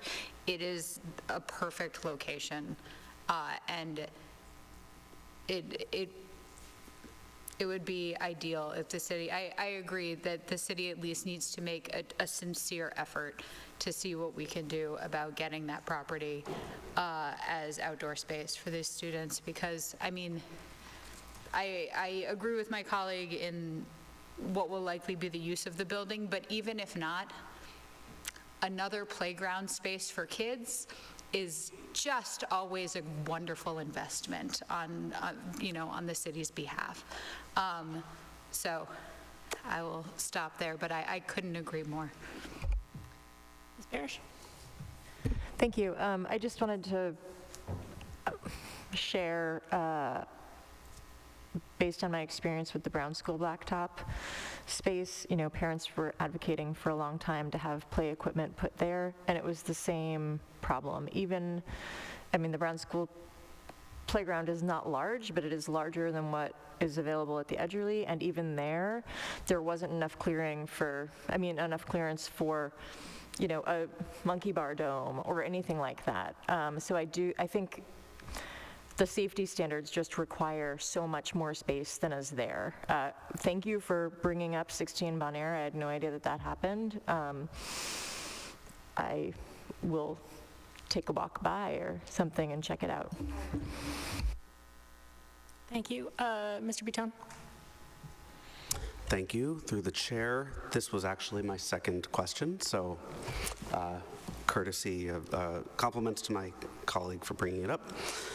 Synergy. Now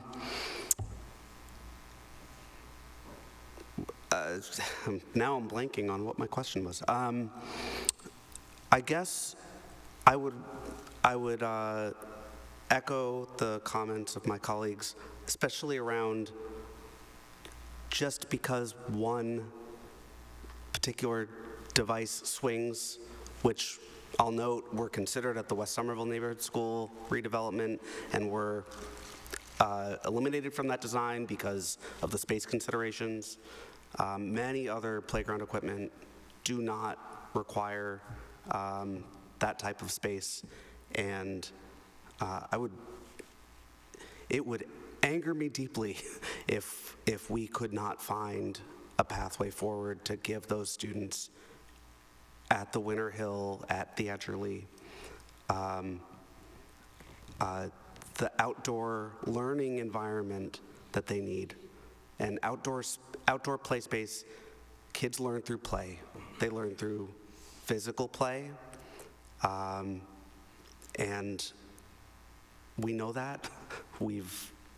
Our school leaders have told us this, and you know, I agree, and I would very happily explore a resolution to ask the mayor to explore purchasing the property. I don't know what if we have authority to do that, but in any case. We have authority to ask. Sure. And it sounds like if we're all on the same page, or someone wants to attempt a resolution before our next meeting, yeah, go for it. Good question. Yep. Do we need a full-on resolution?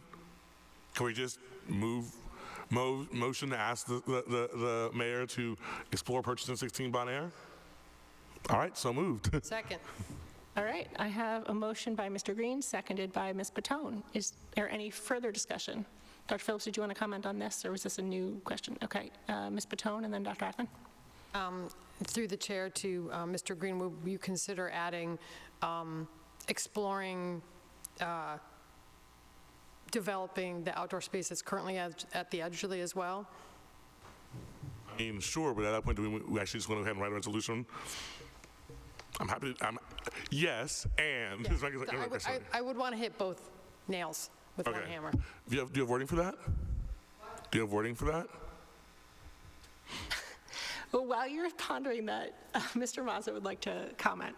Through the chair, one of the things that I want to make sure that you keep in mind is that current quote-unquote playground area at the Edgerly is where the majority of students line up and how they're dismissed. So whatever you're thinking in terms of structure, play area, something, just kind of keep that in mind, because that will have a significant impact on where students can line up. Thank you for that. Mr. Bouton? One thing I'd like to think about with respect to this motion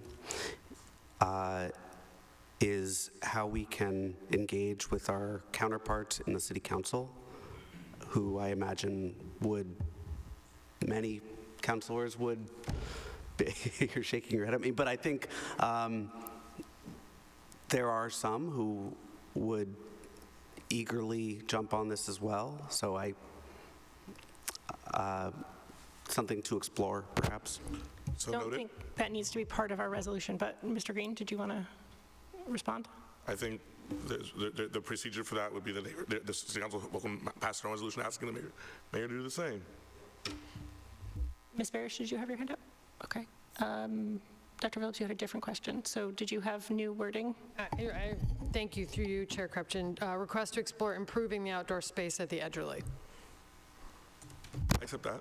All right, so we have a motion by Mr. Green with the friendly amendment, Ms. Patone. Is there any, yes, Dr. Ackman.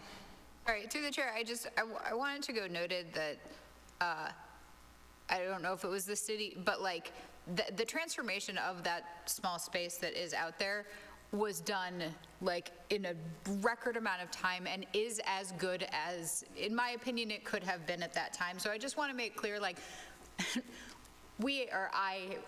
I'm gonna say we as a body are not fully complaining. Like, we know there was massive effort gone in. It is beautiful for what was done in like such a short amount of time, and I really do want to make sure that is acknowledged, but these students deserve more and better. Thank you for that framing. Dr. Carmona? Just on the resolution you're crafting, you said the improvement. I think that is a little bit vague. They have been improving that, and so I wonder if I believe the conversation started with the structures. So I think that if you say improvement, anything is an improvement, is that right? If you are actually having a specific question that can actually make a difference, I think this is where you actually have to add that language.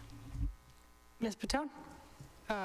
Request the city to explore installation of play structures in the outdoor spaces at the Edgerly.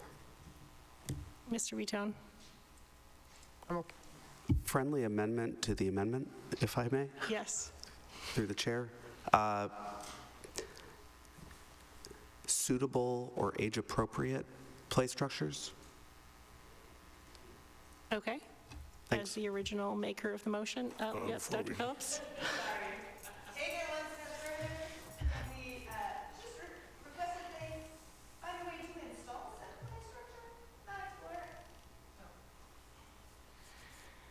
Okay, so can you read it again from the top, assuming you've accepted these friendly amendments? A request to the city to install age-appropriate play structures in the outdoor spaces at the Edgerly, because there's also a side space that they do utilize, which is colored and painted and pretty, but kind of sad. It's like a sad little caged L that students use that I would love to see. Sensory items or whatever. Thank you. Mr. Mazza. I do not have an amendment, but in talking about that, Dr. Carmona and I met with the Disability Commission last week, and one of the things that we're doing is I went around to all the school playgrounds because we want to make sure that there's an ADA accessible swing on each playground. I can happily report most of our schools already have them, but all schools will have at least one. The other piece of that, we talked about the areas you just mentioned in the front of the Edgerly are mostly used by AIM students. So I had a conversation with Principal Goslin last week in terms of start to think about what types of structures, equipment, whatever you would like to see out front, and we can work with the commission on that because they're totally on board. So that will be coming at some point. We're just not sure what it will look like yet. Thank you. All right, so I have a motion by Mr. Green, amended by Ms. Patone. Is there any further discussion? Ms. Patone. Through you, Chair Crabtree, just a quick note. The Kennedy Tot Lot area, tiny. And they have play equipment there. Just a side note. It may have to do with regulations having changed, although I am no expert on any of it, so. I understand it's for younger kids, and The point is, things are possible. things are possible. And I actually Yes. want to compliment our city staff. We have incredibly creative designers of beautiful outdoor spaces. They've done some gorgeous things, and I think there's something that can be done. And as Mr. Green has said, this is not necessarily just 5 to 7 years. This is going to be spaces that will be utilized over time. So thank you. Dr. Carmona. Through the chair, I just also wanted to share with you that one of the challenges that Principal Goslin had when we were thinking about structures in the space, she also felt that that's where kids are running around, and so that will be chewing up some space for that activity. So that there is a little bit of a balance, and so that's just one thing to keep in mind. But thank you. Okay, with no further discussion on the motion, all in favor? Aye. Aye. All opposed? Motion carries. Were there any further, yes, oh, that's right, Dr. Phillips, yes. Thanks, through you, Chair. I really appreciate this motion because, we all are in agreement. These kids should have a place to play. Friendly reminder that next Thursday, we have our joint meeting with City Council about the budget where City's going to tell us they don't have money for anything, and it is a great opportunity for us to reiterate this priority of ours. I mean, except for universal basic income pilots and increased, what did they do $2 million on last year? And artists, there's money. This is a matter of reminding people of priorities. We will discuss that with the city when the time comes. With that, are there any other discussions on the questions on the superintendent's report? Seeing none, that brings us to 2 reports of subcommittees. I will entertain a motion. Move to approve the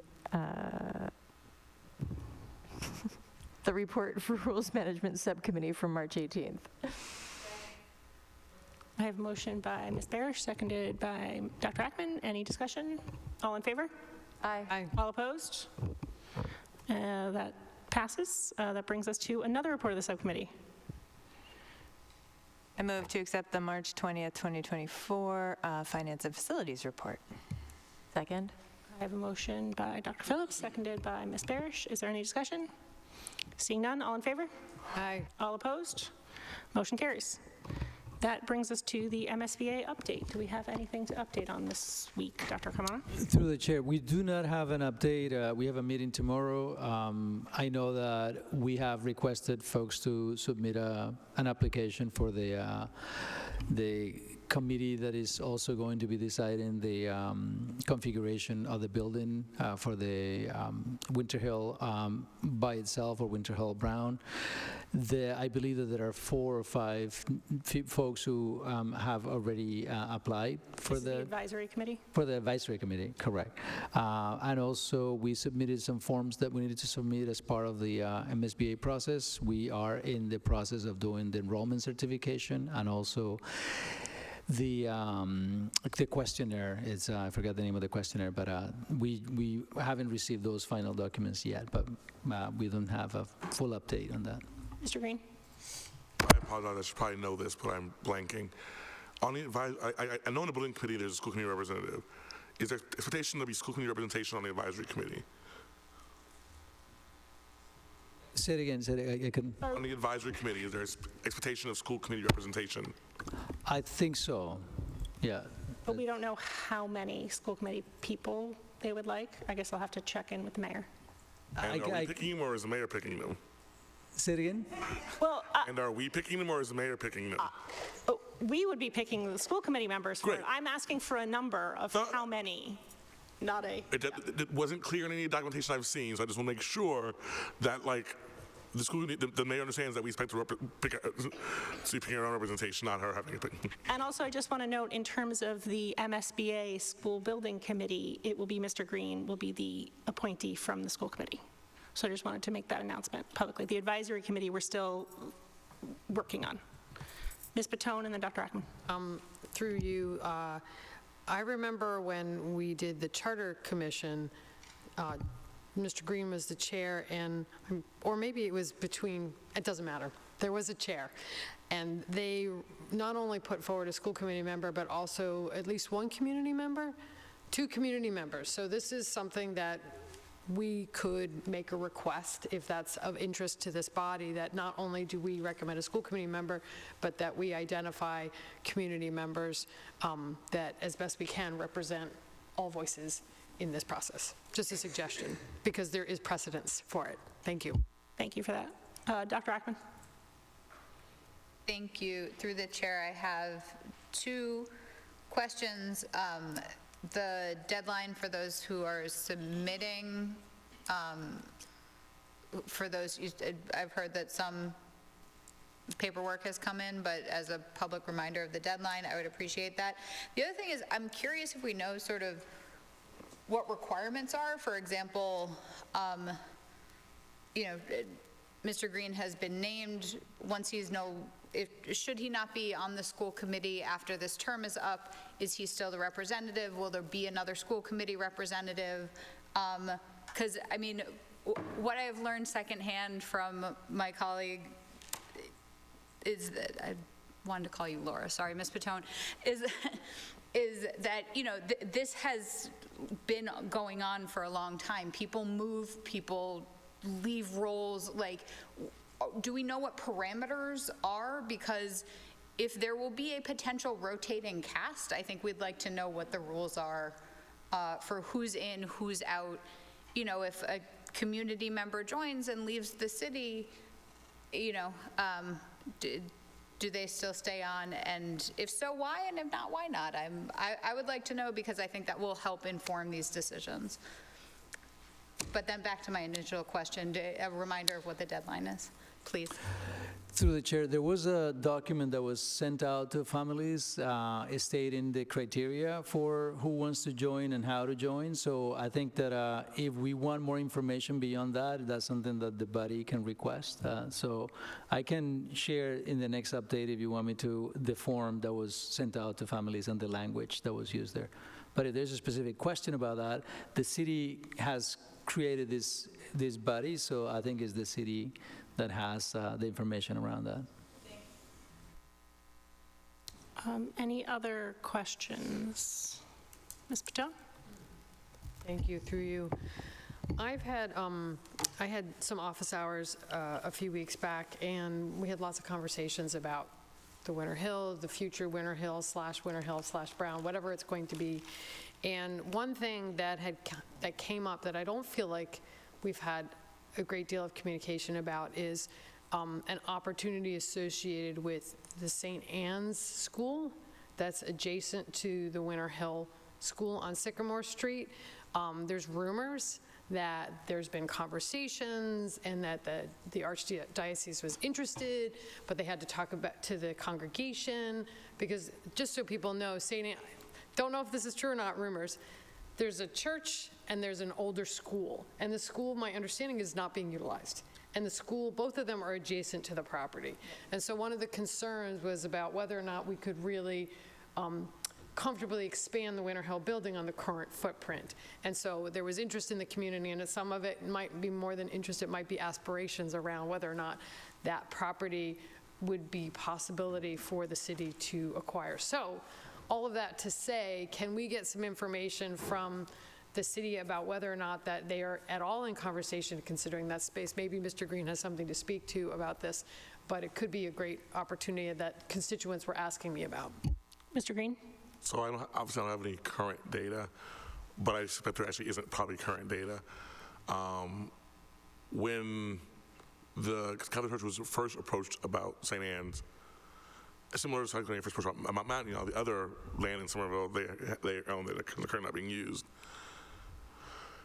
They're not saying no, but they're in no rush to say yes. One of the advantages of being a Catholic church, of course, is you can play the long game. They were, as of last spring, in no rush to make any decisions about the properties.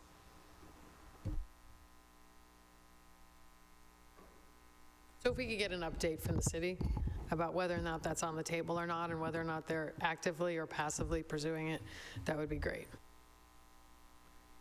All right. Is there any other question? Yes, Ms. Patel? Thank you, through you, Chair Kupchan. Last meeting, we were fortunate enough to have Mayor Ballantyne here and speaking a bit about this 18-month concept around the advisory committee. And I still don't really, at least constituents that I have, don't quite understand how spending 18 months making a decision about what the future building site should be and whether or not it should be a combined or standalone school and what scope of that school should be. There's confusion about how that could not delay this process of building a new building. And I don't think I completely understand it either. And I would like the city to communicate this better and be more transparent about this, both to the body as well as the community, of how, not to say that it isn't important to make a very good decision. I'm not the one to judge whether or not it should take 18 months, but there's, I guess, skepticism and confusion about why that process needs to take 18 months.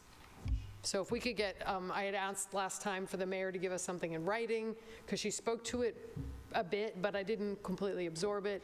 So if we can get that report out, I don't know if that would be here or in the school building committee meeting, although that one's not scheduled yet for the next one, is it? So I wouldn't want to delay it too long. I'm sorry, to the chair, are we referring to the meeting that we have on the outcome for the Winter Hill? I think she's referring to the joint school committee city council building meeting. But if we have to wait like 2 or 3 months, I don't want it to be at that meeting. I would like it to be sooner.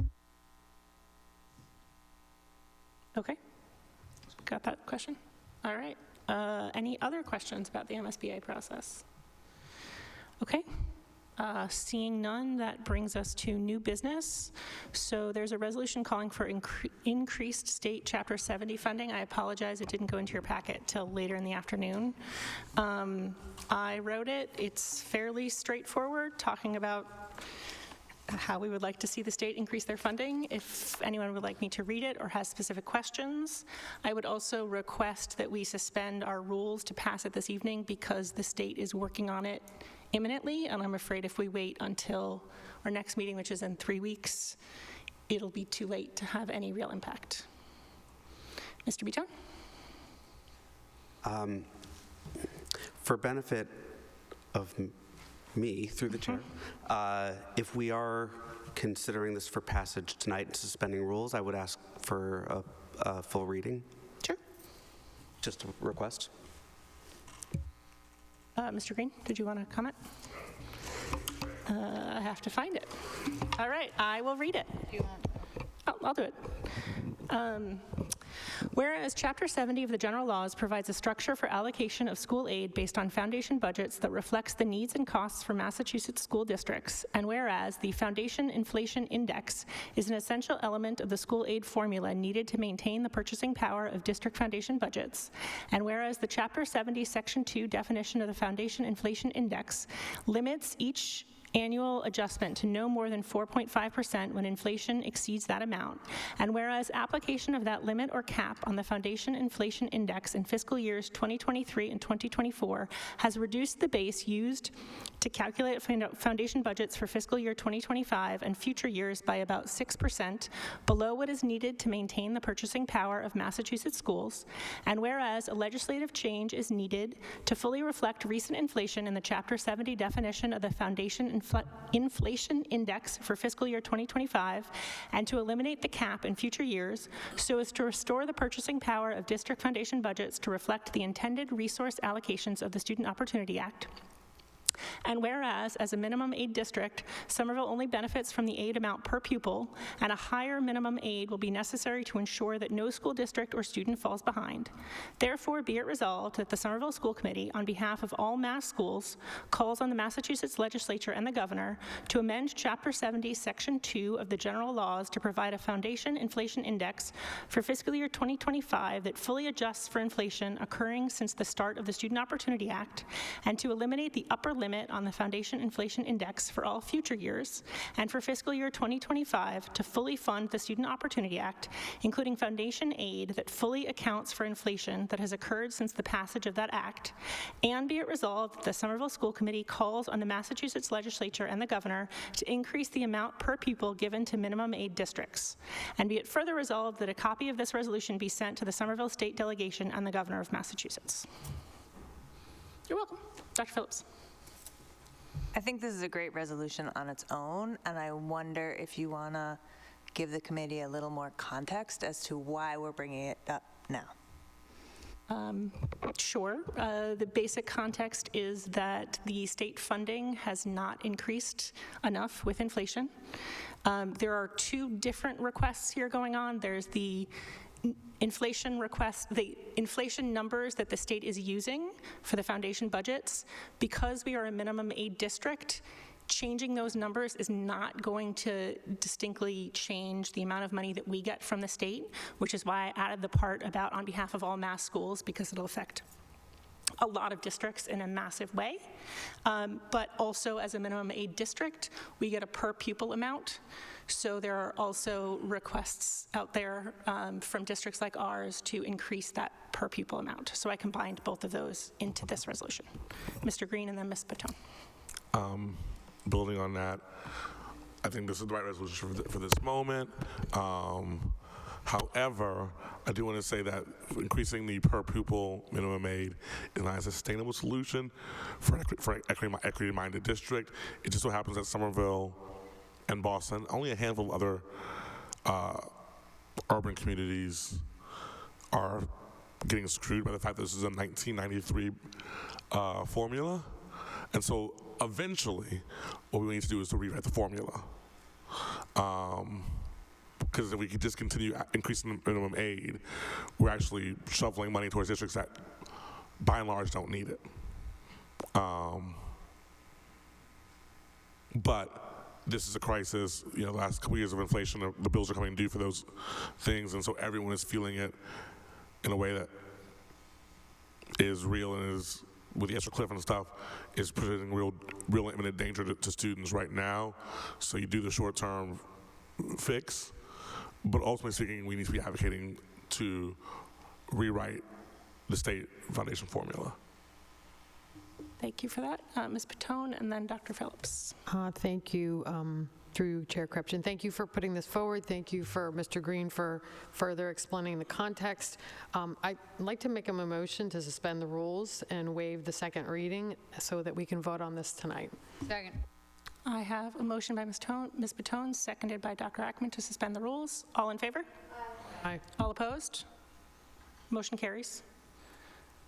So with that, I entertain a motion to pass this resolution. Move to approve. Second. I have a motion by Mr. Green, seconded by Ms. Patone, and you had your hand up. Dr. Phillips? I did. I just wanted to add one piece of context to this, right? Everything we're saying is true and everything we're saying is important. If you listen to the city's presentation to the City Council Finance Committee week before last, you heard their messaging about how there is no money, right? They're going to come talk to all of us and say basically the same thing next week.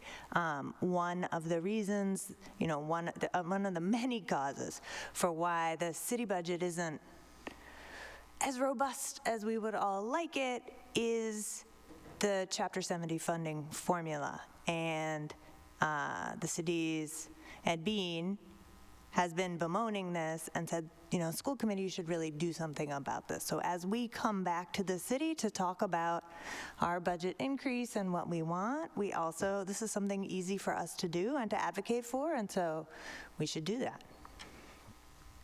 Dr. Ackman, did you have your hand up? Yes, through the chair, I wanted to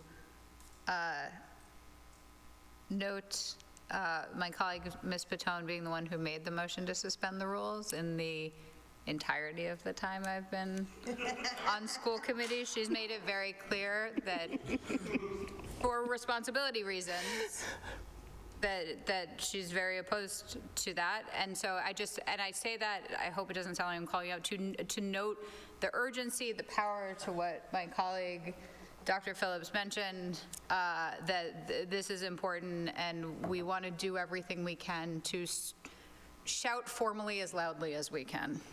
Mr. Green? I agree on all of that, but I also feel the need, again, because we're negotiating with the city, to also be clear that while it is true that the foundation budget does harm to SPS, but we are a net loser on the foundation budget, it is not true that when you look at total state local aid, Somerville is a net loser. So while all cities and towns are wishing they were getting more money from the state, a state government that decided that, estate tax cuts were more important than education and transportation. It is not true that Somerville is particularly hurt by the state's poverty this year. All right, is there any further discussion? Seeing none, I have a motion by Mr. Green, seconded by Ms. Patone. All in favor? Aye. All opposed? Motion carries. Ms. Patone? Through you, Chair Krupchen. I know we've had some administrative changes with staff, but just to reiterate that it'd be great if this got posted on the website. We have a kind of a resolutions page, and so Ms. Garcia probably already knows this, but if we can just get that put up there pretty quickly, so then if our colleagues want to share this out in any way, they'll have the formal version. Thank you. Thank you for that reminder. Ms. Barish? I'm just wondering if it's appropriate to, sorry, let me just take a step back. I received in the mail this week, I believe, the MASC request for nominations, for resolutions, et cetera, et cetera. So I'm wondering if maybe not this exact resolution because of the timing, but maybe there is a related resolution to send to MASC for part of that, for their conference. Not something we have to address right this second, just a thought. It is a good thought, and I will think about it and see what I can find out. Obviously, to your point, this one is right now with this budget season, but I think changing the foundation formula is on many school committees' minds. Okay, with that brings us to a Shore Collaborative report. Dr. Ackman? Thank you. Sorry, this is not in the packet. We'll go in immediately after. The Shore update is fairly brief. We did have a fair amount of turnover on the board. There are new members from Chelsea, Everett, Malden, Revere, Saugus, and Winthrop. I would like to note that Cambridge never sends a member, and if any of you have colleagues on the Cambridge School Committee and feel like noting that, it is always valuable, as we know, for quorum issues to... They don't get paid enough to go to meetings. Yeah, they get paid. I'm not going to editorialize. The chair has remained, given I am now the vice chair. Shore is the first special education collaborative to be working with City Connects at Boston College. It's being used to build out school supports and improved access to wraparound services. There were, fiscal challenges, as there were a lot of places due to the pandemic. Special education collaboratives do not get dedicated funding, like, ESSER funding, ARPA funding. There's a loophole, they don't get it. So they're very thankful to be fiscally stable right now. Staffing has remained fairly stable with a noted turnover, as in many places, with paraeducators. And right now they're sort of considering expansions. Impressive, Erica, impressive. Considering expansions, like based on enrollment growth, and that's, in the next few years. I'm happy to answer any questions. Do you know how many students that are at the collaborative? Are at Shore right now? I don't, but I'm happy to get that for you. Just curious. And it's, they also have an adult program. You mean students like of traditional student age, or all attendees? Any and all of the above. Okay, great. I'm happy to get a breakdown of that. Yep. Thank you. Ms. Bar- oh, Ms. sorry. Barish and then Ms. Patone. Through you to Dr. Ackman, when you say they're considering expansion, do you mean like physical building expansion or expanding the programs that they offer, or both? Yes. Okay. They have a new executive director this year. There was a very long-standing director. The current director was the financial director there, and she is,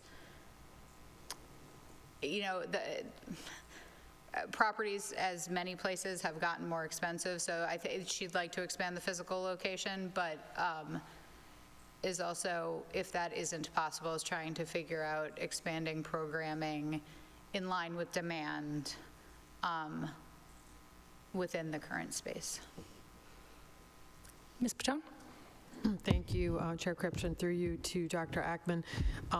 Could you just do a brief, just for people who are not familiar with Shore, what kind of the scope of the collaborative, the kind of students that it serves, and then do we have information about how we invest in it? So is it just, do we pay per seat that we use, or do we have some type of membership fee? I just don't know, I don't remember how that all works, and I'd love to share that with the community, and that might have to come from administration.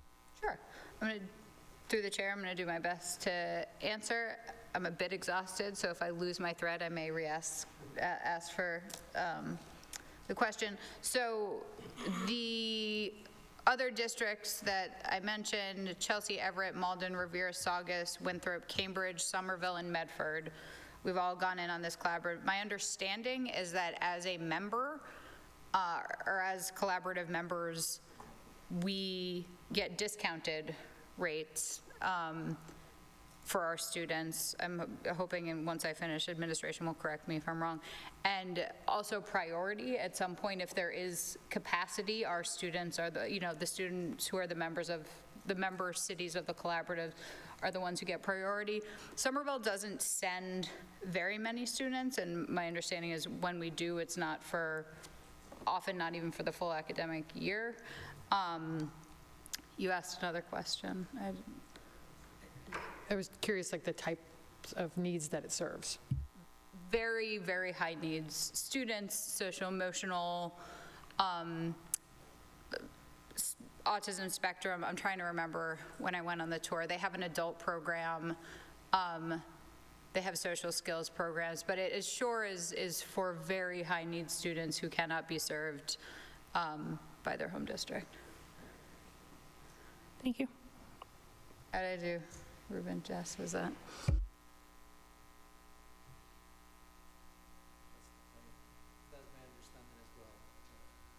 All right, great. If there are no further questions or comments, that brings us to school committee office hours. Mr. Vitone, would you like to read what we have so far? Oh, and before we do that, I'll just note that Ms. Garcia has figured out some virtual workarounds for us so that we can all schedule those. And we're going to do some tests tomorrow. She'll be reaching out with that, so we will have that availability as well. Fantastic. All right, thank you. So I appreciate Ms. Garcia putting it up on the screen. There's actually been one addition, so I will read these out. On Eleanor. On April 4th, Eleanor Barish, Thursday, April 4th, from 5 to 6 p.m. will be at the Brown School outside on the benches. On Saturday, April 6th, Sarah Phillips and Ben Ewan Campen from 10:30 a.m. to 12 p.m. will be at the Central Library in the Children's Room. Also on Saturday, April 6th, from 10 to 11:30, Eleanor Barish will be at Lexington Park. On Sunday, April 7th, Andre Green will be at the Winter Hill Brewing Company from 9 to 10:30 a.m., if I have that right.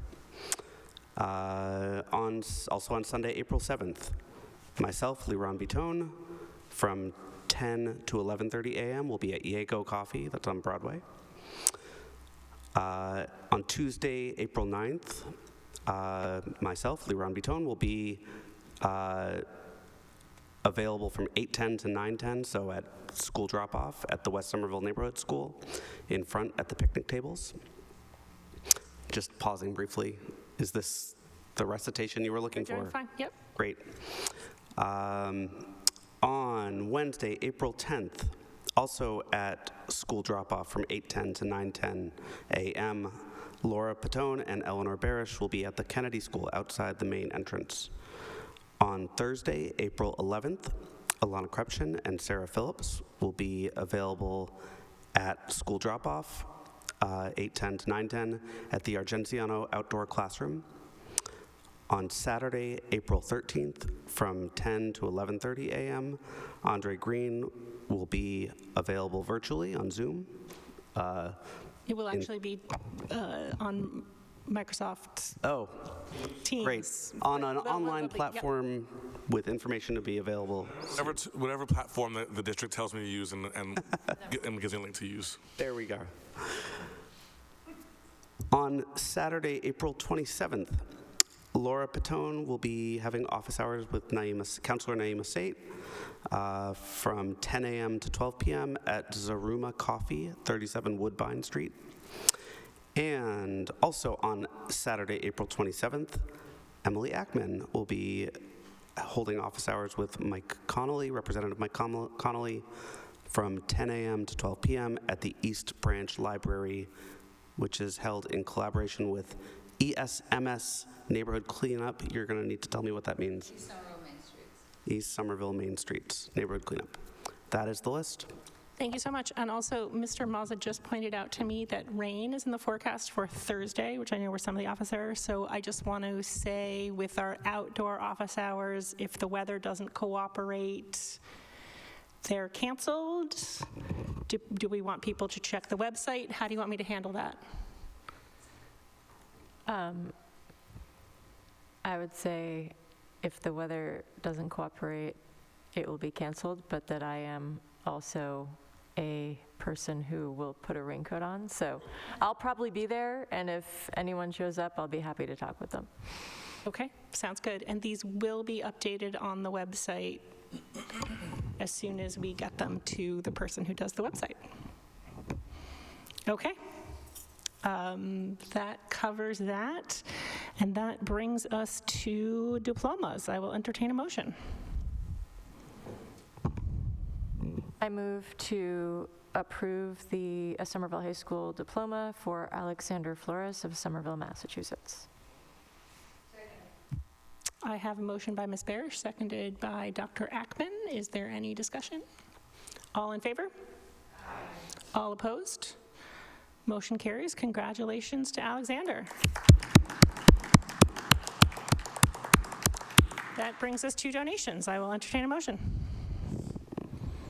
I move to accept with gratitude the following donations: a guitar from Guara Sawant, valued at $229.99 for the music department, and a truck from Tom Ben Electrical Contractors Incorporated, valued at $1,500 for the CT Automotive Department. Second. I have a motion by Mr. Green, seconded by Ms. Patone. Is there any discussion? Mr. Green? I mean, since we're doing so many shout-outs today, I want to actually give a shout-out to Tom Ben Electrical, which has been a long-time supporter of the district in money, in time, and like opportunities for students. They give, you know, a guaranteed apprenticeship to every year to a Somerville graduate, which, for those who don't know this world, is life-changing. So, like, you know, I'm the first to call out the rich when they don't do what they should be doing. I want to commend that Tom Ben Electrical has been a great community partner on every possible measure we can ask us. Yes, indeed. Ms. Patone?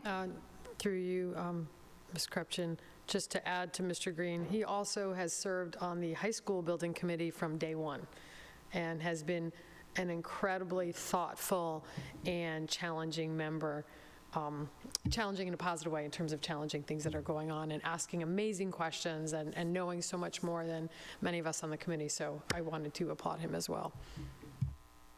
Yeah, Dr. Hermana?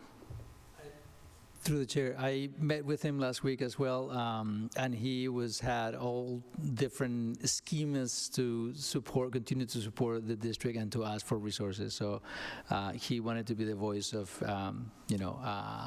political support in different arenas. So he's still very thoughtful in terms of how to leverage the resources that we have. So it was a great conversation, but he is definitely committed to making Somerville the place that it needs to be.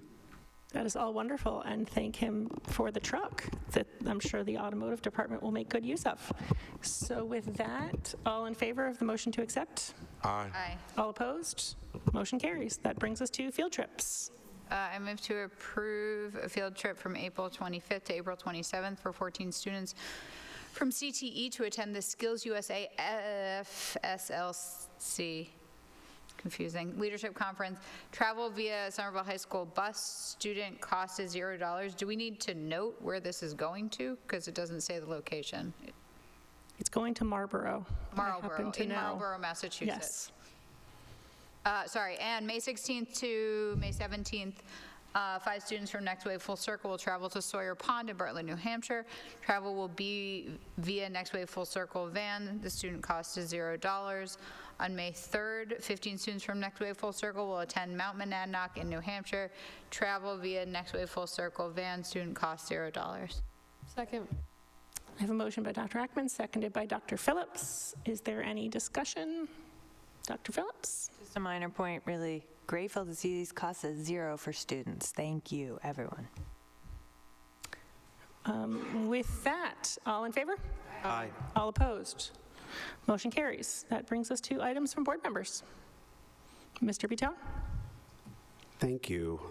Through the chair, I would like to invite members of the community to an event happening this Friday, sponsored by our PTAs here in Somerville.